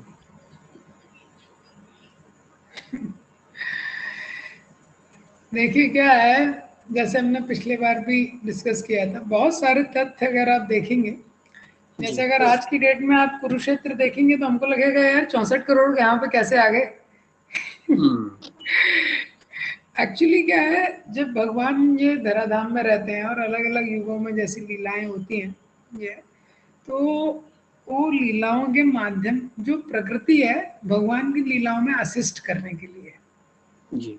ये, तो भगवान 9वें अध्याय में बताते हैं, मया अध्यक्षेण प्रकृति सूयते सा चराचरम, ये मेरी अध्यक्षता में प्रकृति काम करती है। तो भगवान की लीलाओं को वो असिस्ट करती है ये प्रकृति। तो कैसे भगवान के पास टाइम बेस्ट वे में हो सकते हैं। अब वो एग्जैक्टली कैसे करती है, वो एक्चुअली एक जीवात्मा के लिए उसको कॉम्प्रिहेंड कर पाना बहुत मुश्किल है। भगवान बोलते हैं परास्य शक्ति विविध श्रूयते, भगवान की शक्तियां इतने विशेष रूप से काम करती हैं कि उसको हम बुद्धि के माध्यम से नहीं कर सकते। उदाहरण के लिए नंद महाराज के घर में 9 लाख गायें थी। ये अभी कोई आदमी सोचेगा यार 9 लाख गाय थी, हाँ, अभी 9 लाख गाय को कहाँ बांधते होंगे, पहला क्वेश्चन। दूसरा क्वेश्चन, अभी 9 लाख गाय को अगर आप लेके जाएंगे, आज की डेट में देखेंगे गोकुल है और वृंदावन है, ब्रह्मांड घाट है, तो बोलेंगे अगर एक्चुअली 9 लाख गाय को एक जगह से दूसरी जगह अगर आपको ऐसे ट्रांसपोर्ट करना हो, तो आपको आज की डेट में हम ऐसी कोई फैक्ट्री नहीं खोल पाएंगे जो गारंटी देगी एक जगह से दूसरी जगह ऐसे 9 लाख गाय ट्रांसपोर्ट होंगी और फिर वापस उसको शाम को लेके भी आना है, उनके लिए खाना भी इतना अवेलेबल हो। तो सिद्धांत क्या है, इसलिए ये जो सारी लीलाएं है ना, अभी हम अपनी बुद्धि के माध्यम से इनको समझना बहुत मुश्किल है, स्पेशली कलयुग में। अच्छा, ये तो इसलिए हम क्या है, लीला का आस्वादन करते हैं, तत्व के माध्यम से उसकी शिक्षा लेते हैं, और शास्त्रों में जो कुछ कोर सिद्धांत दिए गए हैं उसको समझते हैं। जैसे कल मैंने एक पॉइंट बताया था कि जब भी हम शास्त्रों को पढ़ते हैं तो एक होता है सेंट्रल मैसेज, एक होता है पेरिफेरल मैसेज। सेंट्रल मैसेज क्या है, केंद्र बिंदु क्या है, केंद्र बिंदु क्या है शास्त्रों में। तो शास्त्रों के सिद्धांत हर युग में सेम रहते हैं। जो केंद्र बिंदु के सिद्धांत है कि भगवान का स्मरण करना है, भगवान को शरणागत होना है, ये केंद्र मतलब सेंट्रल थीम्स हैं शास्त्रों की। ये धर्म का पालन करना है। और लेकिन क्या है, एक पेरिफेरल चीज है। पेरिफेरल चीज क्या है कि हर युगों में किस तरह से चीजें हुई हैं। ये जैसे द्वापर युग में कैसे वर्शिप हुई है, सतयुग में लोग 60,000 साल कैसे मेडिटेट करते थे। तो ये सब पेरिफेरल चीज है, इनके अलग अलग रेफरेंसेस हैं। ये तो इसको अभी आज की डेट में हम लोग समझ पाना थोड़ा मुश्किल है। अच्छा, एक क्वेश्चन प्रभु जी और था, बहुत समय से था। अब जैसे कि हम बात करते हैं सत्य असत्य, राग द्वेष, मोह, अंधकार प्रकाश, आस्तिक नास्तिक, मतलब हर चीज के द्वैत है, मतलब एक प्लस है तो एक माइनस है। इसी तरीके से पूरा ये इकोसिस्टम चलता है और हम कोशिश करते हैं टुवर्ड द पॉजिटिविटी, चाहे वो भगवान के उसमें फाइनली उसी में जाने के लिए। और जैसे कि अभी आप वर्णन कर रहे थे कि there are various path systems बना रखे हैं, इस लोक से फिर दूसरे लोक में जाते हैं, डिफरेंट एजेस हैं, हम लोग का मान लीजिए 100 ईयर्स का है, देवताओं का 10,000 ईयर्स का है।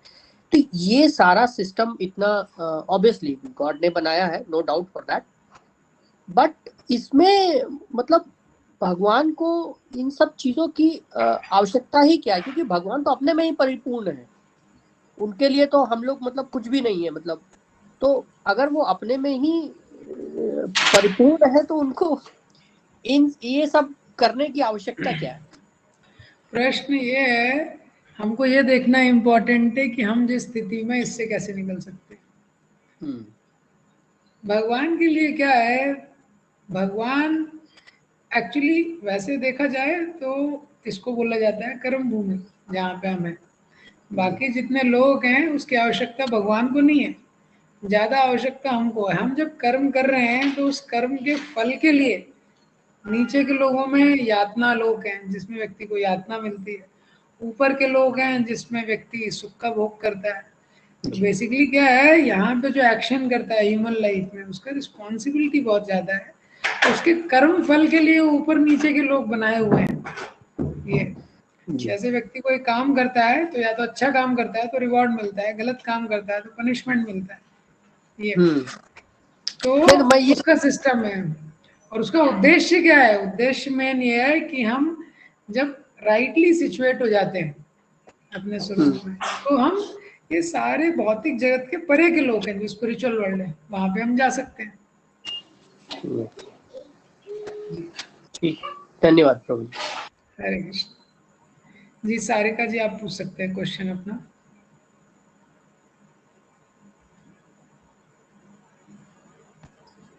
हरे कृष्ण प्रभु जी। हरे कृष्ण। प्रभु जी एक डाउट था कि जब हम लोग हिंदी से इंग्लिश में कृष्णा लिखते हैं तो उसकी स्पेलिंग अलग होती है, और जो हम मतलब आप जो हम लोगों को शेयर कर रहे हैं स्क्रीन, उसमें जब इंग्लिश में आता है तो उसकी स्पेलिंग जो होती है उसके नीचे 3 डॉट होते हैं। कोई प्रॉब्लम नहीं है, कोई भी स्पेलिंग यूज कर लीजिए, चलेगा। नहीं उसमें कोई मतलब दिक्कत उसका स्पिरिचुअली कुछ इम्पोर्टेंस है या फिर लैंग्वेज पॉइंट ऑफ व्यू वो इम्पोर्टेंट है? That's all right, what ever way. Basically क्या है, कुछ इंग्लिश में वो संस्कृत के कोनोटेशंस में जब लिखते हैं KRSNA, के आर और एस के नीचे डॉट्स लगा देते हैं, या KRISNA लिख दीजिए आप। देखिए भगवान क्या है, हमारे इंटेंशंस को एक्सेप्ट करते हैं ऐसे। ओके। तो कोई कृष्ण बोल रहा है, कोई कृष्णा बोल रहा है, कोई प्रॉब्लम नहीं है इसमें, ये डिटेल्स है जी। हेमंत मिश्रा जी आप पूछ सकते हैं क्वेश्चन। हरे कृष्ण गुरु जी। हरे कृष्ण। आज का सेशन बहुत बढ़िया था गुरु जी, इसके लिए आपको बहुत बहुत धन्यवाद। काफ़ी चीज़ें जानकारी हुई और काफ़ी मतलब भाव से सुनने में बड़ा आनंद आ रहा था। पर गुरु जी फिर भी कुछ प्रश्नों में फिर उलझा, और वो जानना चाहता हूँ कि 2 प्रश्न है मेरे। एक तो ये था कि जैसे भगवान ने मृत्यु के बारे में बताया और पुनर्जन्म के बारे में भी बताया, तो गुरुजी फिर मृत्यु की खुशी मनानी चाहिए या मृत्यु का शोक करना चाहिए? मतलब मृत्यु एक उत्सव हुआ कि मृत्यु एक मतलब दुखद घटना है? ये तो प्रश्न बहुत बना। अच्छा क्वेश्चन है आपका। देखिए इस प्रश्न का कैसा है कि मृत्यु एक कॉमा है, जनरली फुल स्टॉप नहीं है। जैसा मैंने कल बताया था कि मृत्यु के साथ जीवन का अंत नहीं होता है और जन्म के साथ उसकी शुरुआत नहीं होती है। मृत्यु से पहले भी जीवन था, मृत्यु के बाद भी जीवन रहेगा। दूसरी दूसरी चीज क्या है कि जो डेथ है, डेथ में जैसे आपने बोला कि शोक मनाना चाहिए या तो फिर उसको सेलिब्रेशन करना चाहिए, तो एक्चुअली क्या है, जिसने जीवन सही से जिया है तो उसके लिए एक वे में डेथ सेलिब्रेशन ही है, क्योंकि डेथ के बाद अगर कोई भगवान के धाम जा रहा है जी सो डेथ में लोगों को लगता है इसने घर छोड़ दिया, सब कुछ छोड़ दिया, संसार छोड़ दिया। एक्चुअली संसार छोड़ा नहीं है, ये तो वैसे भी जेल है। जेल छोड़ के वो अपने असली घर में जा रहा है। He is not leaving home, he is going home. जी ये जी क्योंकि वो भगवान के धाम में जा रहा है, तो सेलिब्रेशन है ये। जी लेकिन जिसने तैयारी नहीं की है, जैसे कोई एग्जाम होता है, जिसने तैयारी नहीं की है उसके लिए वो हॉरर मूवी है। जिसने तैयारी की है वो तो एक्साइटमेंट में एंटिसिपेट कर रहा है। विश्वनाथ चक्रवर्ती ठाकुर इसके लिए एक उदाहरण देते हैं। जैसे किसी लड़की की जब शादी होती है, तो जब शादी होती है तो शादी के समय कैसा होता है, जब वो विदाई होती है, जो विदाई समारोह होता है, जब उसको जाना होता है दूसरे, तो उसको एक क्या बड़ा दुख होता है कि अभी ये सारे घर वाले छूट रहे हैं, अभी दूसरे घर में जाना है, उसमें कैसे लोग होंगे, उनमें उनको हम जानते नहीं हैं, और शादी भी जिससे हो रही है उससे भी नया संबंध जुड़ा है। लेकिन विश्वनाथ चक्रवर्ती ठाकुर बोलते हैं कि अगर वो जो जिसकी शादी हो रही है उस दुल्हन को पता है ऑलरेडी, ज़्यादातर लोगों का मैच फिक्स भी रहते हैं, उसको पहले पता है किससे शादी होने वाली है, पहले से ही उसका उसके साथ संबंध है, और वो घर वालों को भी जानती है उनके, तो शादी के समय जब विदाई होगी तो वो एक रिचुअल है, लेकिन उसके मन में एक ईगरनेस भी है, क्योंकि ऑलरेडी उसके साथ संबंध है, बहुत समय से हृदय में इच्छा थी कि वो शादी के द्वारा ऑफिशियल हो जाए, वो शादी हो रही है, तो उसके लिए वो जी दुख का इसी तरह मृत्यु है। जी जी। जी मेरा दूसरा प्रश्न मैं आपसे जानना चाहूँगा कि जैसे आपने बताया, भगवान ने बताया है कि पुनर्जन्म के बारे में भी उन्होंने काफ़ी अच्छा ये अर्जुन को संदेश दिया, और जिसकी मृत्यु होनी है उसका जन्म भी निश्चित है, और जिसका हाँ। जन्म है उसकी मृत्यु भी होनी निश्चित है। तो गुरुजी, फिर ये जो जन्म के साथ जो संस्कार होते हैं, पैदा होने पे किए जाते हैं, या मृत्यु के बाद जो संस्कार जैसे गया वगैरह करते हैं, हरिद्वार जाते हैं लोग, यहाँ तो या इनका क्या फिर महत्व बनता है? इनका महत्व है, संस्कारों के द्वारा क्या होता है, इनको बोलते हैं प्योरिफिकेटरी सेरेमनीज। ये तो शास्त्रों में संस्कार दिए गए हैं। तो जो संस्कार तो वैसे शुरू हो जाते हैं जन्म से ही व्यक्ति के, तो इन संस्कारों के द्वारा पवित्रीकरण की प्रक्रिया की जाती है। और जो मृत्यु के बाद भी जो संस्कार रहते हैं, जैसे अंतिम संस्कार आदि, तो वो बहुत इम्पोर्टेंट है, क्योंकि मृत्यु के बाद व्यक्ति एक दूसरी जगह पे जा रहा है। तो जब वो कहीं दूसरी जगह पे जा रहा है, वो उसको उससे ये स्थूल शरीर ले लिया गया है उसको, लेकिन अभी किसी तरह का शरीर दिया जाता है। अब डिपेंड करता है वो कहाँ पे जा रहा है। तो उस जर्नी में वो जो उसकी एक यात्रा है, तो जो भी हम यहाँ पे पूजा वगैरह करते हैं, जो पूजा करते हैं, पिंडदान करते हैं, उसके द्वारा उसको हेल्प मिलता है। तो गरुड़ पुराण में आप देखेंगे तो गरुड़ पुराण में इसका डिटेल में डिस्क्रिप्शन है कि कैसे व्यक्ति जाता है उस यात्रा में, कैसे कैसे वो आगे जाता है। तो इसलिए हमको ये संस्कारों को करना चाहिए। जी जी, बहुत बहुत धन्यवाद गुरुजी। हरे कृष्ण। हरे कृष्ण। तो या प्राची जी आप पूछ सकते हैं अपना प्रश्न। प्रभु जी, हरे कृष्ण। प्रभु जी, मुझे ये पूछना था कि मैंने सुना है कि निधिवन में अगर रात को कृष्ण जी और उनकी सारी सखियाएं लीला रचाने आते हैं और कोई उन्हें देख लेता है तो वो कुछ बोल नहीं पाता और 1-2 दिन में उसकी मृत्यु हो जाती है। अगर ये सच है तो ऐसा क्यों होता है? मतलब भगवान को देखने के बाद ऐसा क्यों हो जाता है कि वो कुछ बोल नहीं पाता और वो 1 दिन बाद मृत्यु को प्राप्त हो जाता है? अब मैंने भी सुना ही है ये जो आपने सुना है। बेसिकली क्या है, इसका एक सिद्धांत समझना इम्पोर्टेंट है। We cannot barge into the kingdom of God. हम लोग क्या है, भगवान की लीलाओं में अगर आस्वादन करना है, भगवान की परमिशन, हम जबरदस्ती उसमें एंट्री नहीं कर सकते हैं। जैसे अगर कोई सोचे कि ठीक है यहाँ तो यहाँ पे रासलीला होने वाली है, यहाँ पे भगवान रोज रास रचाते हैं, हाँ मैं छुपके इसको देख लूंगा। हाँ, अरे भगवान तो हमारे हृदय में है, हृदय से अर्जुन तिष्ठति, हम भगवान को कैसे चीटिंग कर सकते हैं?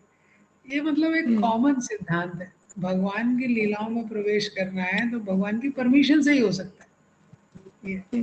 अब वहां पे इस तरह का जो आप बता रहे हैं वो मैंने भी सुना है। अभी उसका डिटेल तो पता नहीं, हमने तो क्योंकि ट्राई तो किया नहीं है कि एग्जैक्टली ऐसा होता है कि नहीं होता है। हाँ, हो सकता है किसी व्यक्ति के साथ हुआ भी हो ये, तो अगर हुआ भी है तो ऐसा कुछ वो नहीं है कि अगर ने भगवान ने पनिशमेंट के रूप में किसी को दिया है। और एक्चुअली क्या है, एक बार अगर किसी ने, मतलब आप किसी भी दृष्टिकोण से देखें, अगर उसने भगवान की लीलाओं का दर्शन कर लिया, उसके बाद अंधा भी हो गया तो कोई दिक्कत नहीं है। आंखों का जो रोल था वो तो सफल ही हो गया एक बार जब भगवान के दर्शन हो गए। ये तो किसी भी दृष्टिकोण से देखा जाए तो उसमें कोई प्रॉब्लम नहीं है, लेकिन सिद्धांत ये सब चीजों को हम बिना शुद्ध हुए, बिना भगवान की कृपा के इसका आस्वादन नहीं कर सकते हैं। तो हमको दूसरे वे में उसको ट्राई नहीं करना चाहिए। यहाँ पे एक प्रश्न है कि तत्वदर्शी गुरु किसे कहते हैं और कहाँ मिलेंगे? तत्वदर्शी गुरु किसे कहते हैं? तत्व का जिसने दर्शन किया है, जिसके लिए जो आध्यात्मिक चीजें वो थ्योरी नहीं है, एक्चुअल वे में जिसको साक्षात्कार है, तो ये बहुत हाई स्टेज है, डेफिनेटली बहुत हाई स्टेज है। कहाँ मिलेंगे? तो देखिए, लास्ट टाइम भी बहुत सारे लोगों ने प्रश्न किया था, how to choose a spiritual master, जब हमने गुरु के बारे में चर्चा की थी। तो एक जो 4th चैप्टर का स्लाइड शो है पीपीटी, उसमें आप देख सकते हैं मैं गुरु के क्वालिफिकेशंस वगैरह लिखे हैं। लेकिन हमारे लिए अगर हम आध्यात्मिक जीवन अभी शुरू किए हैं तो सबसे पहले महत्वपूर्ण है हमारे लिए नॉलेज लेना। क्या शास्त्र क्या है, आध्यात्म क्या है, स्पिरिचुअल लाइफ क्या है, लाइफ को कैसे जीना चाहिए, फिर हमको उन नियमों का थोड़े हद तक पालन करना चाहिए। वो पालन करने में जो बाकी वैष्णव हैं, जो बाकी डिवोटीज हैं, उनसे हम डिस्कशन करेंगे तो उससे हमको हेल्प मिलता है। ये उसके बाद तो इसलिए मैंने बताया था 3 रहता है, पद प्रदर्शक गुरु, शिक्षा गुरु, दीक्षा गुरु। पद प्रदर्शक गुरु क्या होता है? कोई भी आपको हेल्प कर सकता है पद प्रदर्शक के लिए, पद प्रदर्शन के लिए जो आपसे थोड़ा सीनियर है वो आपको हेल्प कर सकते हैं कि आप ऐसा ऐसा कर सकते हैं। उसके बाद जो और उच्च लेवल पे रहते हैं फिर हम उनसे कुछ शिक्षा लेते हैं, उनको शिक्षा गुरु बोलते हैं।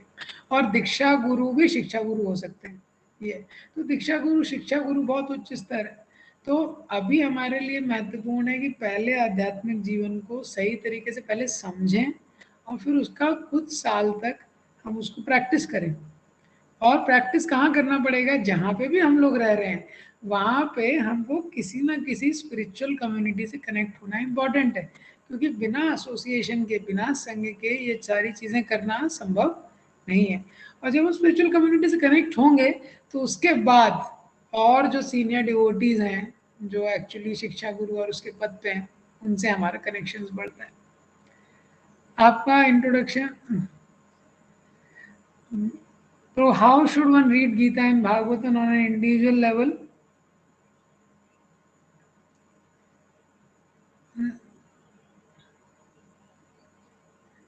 हाँ, तो अभी तो मैं जॉब नहीं कर रहा हूँ, अभी यही कर रहा हूँ जो सेशन में आपका ले रहा हूँ, ऐसे session. How should one read Gita and Bhagavatam on an individual level? What should be one's daily routine for a person who is working? तो ये जो आपका प्रश्न है, what should be the daily routine for a person who is working, individual level पे एक चीज से स्टार्ट कीजिए। पहले जैसे भगवत गीता है उससे आप स्टार्ट कर सकते हैं, फिर वो खत्म होने के बाद भागवतम पे जा सकते हैं। How should one read? First, one should offer prayers. That is first thing. Second thing, always keep the book which you want to read. That is second thing. Always keep that book with you. Always keep it with yourself. Whenever you will get time, then you can read. Third thing, maintain the continuity. कोई भी दिन ऐसा नहीं जाना चाहिए कि बिल्कुल नहीं पढ़ा, कोशिश करना चाहिए कि थोड़ा तो एटलीस्ट पढ़ लें, ऐसा है। और चौथा कि कभी कभी टाइम निकाल के थोड़ा ज़्यादा पढ़ना चाहिए, तो धीरे धीरे उसमें इंटरेस्ट आपका डेवलप होना पड़ेगा। रूटीन कैसा होना चाहिए? रूटीन ऐसा होना चाहिए कि डे की शुरुआत स्पिरिचुअल चीज़ों से होनी चाहिए, उसके लिए कुछ एक्सक्लूसिव हमको घंटे देने चाहिए। उसके बाद हमको डे का बेसिक प्लान करना चाहिए। Then we can continue with our occupational duties. Occupational duties अभी भी हम कर रहे हैं, जॉब में जा रहे हैं, सॉफ्टवेयर इंजीनियर हैं, जो भी कर रहे हैं, उसके बीच में हमको कुछ कुछ ब्रेक लेना चाहिए। ब्रेक मतलब स्पिरिचुअल ब्रेक। जैसे हम लोग थक जाते हैं तो जनरली मटेरियल ब्रेक लेते हैं, हाँ, लोग कहीं चाय पी लेते हैं, इस तरह की चीज़ें करते हैं। तो जैसे आप कुछ काम कर रहे हैं, कुछ थक गए, तो बीच में एक माला आप थोड़ा चैंटिंग कर सकते हैं, या आप जो बुक पढ़ रहे हैं कभी आपको 15 मिनट का ब्रेक हुआ, ऑफिस में कुछ हुआ, तो आप भगवत गीता का एक श्लोक पढ़ सकते हैं। तो सुबह कुछ टाइम एक्सक्लूसिव होना चाहिए, ऑक्यूपेशनल फिर ड्यूटीज करना चाहिए बहुत ध्यान से, अटेंशन से, फुल कैपेसिटी के अनुसार, और उसमें बीच में स्पिरिचुअल ब्रेक लेना चाहिए, और सोने के पहले भी थोड़ा समय होना चाहिए भगवान का वापस स्मरण करने के लिए। ऐसे। हाँ कंचन जी, आप पूछ सकते हैं प्रश्न। हरे कृष्णा। हरे कृष्णा प्रभु जी। जी बताइए। प्रभु जी, जो आपने जो अध्याय 8 आज पढ़ाया है उसमें 26वें श्लोक में जो शुक्ल पक्ष और कृष्ण पक्ष दिया गया है, उसको जरा आप क्लियर कर दीजिए। मुझे समझ में नहीं आ रहा है कि कृष्ण पक्ष में जो शुक्ल पक्ष में जिनकी मृत्यु होती है वो परम गति को प्राप्त होते हैं, दूसरे पक्ष में आपको समझ आवागमन में नहीं आ रहता रहा है है। ना, इसलिए मैंने समझाया नहीं। एक्चुअली क्या है उसमें, क्या डिटेल दिया है 26 में, आप देखेंगे 24 से 26 जो है उसमें क्या डिटेल दिया है कि जो व्यक्ति होता है जब वो अपना शरीर छोड़ता है तो दो तरीके हैं। तो ज्ञानी और योगी एक ऐसे मार्ग से जाते हैं जिसमें वो वापस नहीं आते हैं। जो कर्मी होते हैं कर्म के अनुसार वो उच्च लोकों को प्राप्त करते हैं, लेकिन उनको वापस आना पड़ता है। तो जब वो जा रहे हैं यहाँ से, ठीक है, तो ये एक यात्रा है। ये यात्रा में कुछ कुछ अलग अलग लोगों की इनकी हेल्प चाहिए होती है। तो एक व्यक्ति होता है जो लाइट के समय में जाता है, जो ऑस्पिशियस मूवमेंट है लाइट के समय में, तो अग्निदेव जो रहते हैं फायर गॉड, दिन के समय में शुक्ल पक्ष उत्तरायण उसमें जाता है वो। तो ये सब क्या है, शुक्ल पक्ष होता है, उत्तरायण होते हैं, इनके डीटीज होते हैं। तो जब मृत्यु के बाद जो व्यक्ति इस रास्ते से जाता है तो ये जो फायर गॉड शुक्ल पक्ष उत्तरायण ये उसको एक से दूसरे स्टेशन तक ले जाने में हेल्प करते हैं ये, और फाइनली वो अपने डेस्टिनेशन पे पहुंचता है। तो ये दो रास्ते हैं। जैसे कोई व्यक्ति यहाँ से कहीं जा रहा है ये, तो पहले एक स्टेशन आया, फिर दूसरा स्टेशन आया, तीसरा स्टेशन आया, ऐसे मृत्यु के बाद भी व्यक्ति को आगे आगे स्टेशन पे जाना होता है। तो ये सारी चीज़ें उसको हेल्प करती है। तो ये जो नाम दिए गए हैं, ये कृष्ण पक्ष शुक्ल पक्ष भी होता है, हमको पता है 15-15 दिन, लेकिन ये डीटीज भी होते हैं इनके। गॉड को हार्ट आई, गॉड को हार्ट आई सब देख की ओरिजिनल आई इस कारण। ओके, तो देखिए तो क्या भगवान, अगर कोई नो जी, हाँ दीपक जी आप पूछ सकते हैं। तो ये लास्ट क्वेश्चन लेंगे अभी। जी बताइए। मैं ये कहना चाहता हूँ हरे कृष्णा सर, मैं ये कहना चाहता हूँ कि भगवान को हमें अपने हृदय से देखना है, ना कि नेचुरल आंखों से। ये मेरा मानना है, इसीलिए निधिवन में शायद लोगों की आंख खराब हो जाती हैं। Thank you for your comment. देखिए क्या है, भगवान को किससे देखना है, डेफिनेटली चर्म चक्षु से तो भगवान को देखा नहीं जा सकता है इन आंखों से एक वे में, और देखा भी जा सकता है अगर भगवान की कृपा हो जाए। ये भगवान की कृपा कब होगी, जब हृदय में प्रेम होगा। ब्रह्म संहिता में बताया है, प्रेमांजन चरित भक्ति विलोचन संता सदैव हृदयोष विलोकयन्ति यम श्याम सुंदरम अचिंत गुणा स्वरूपम गोविंदमादि पुरुषम तमहम भजामि।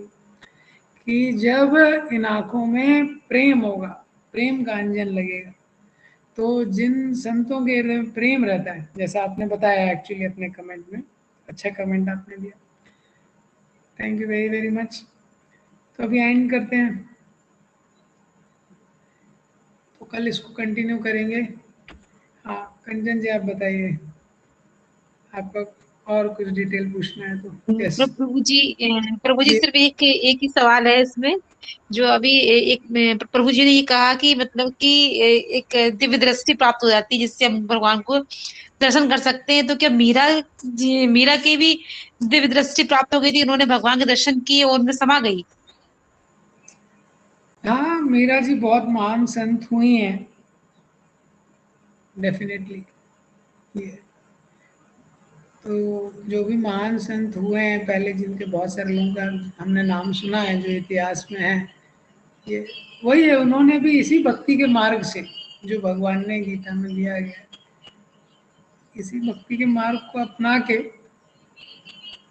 उन्होंने भगवान से उनके साक्षात्कार हुए और वो मार्ग हमारे लिए भी ओपन है। बहुत बहुत धन्यवाद।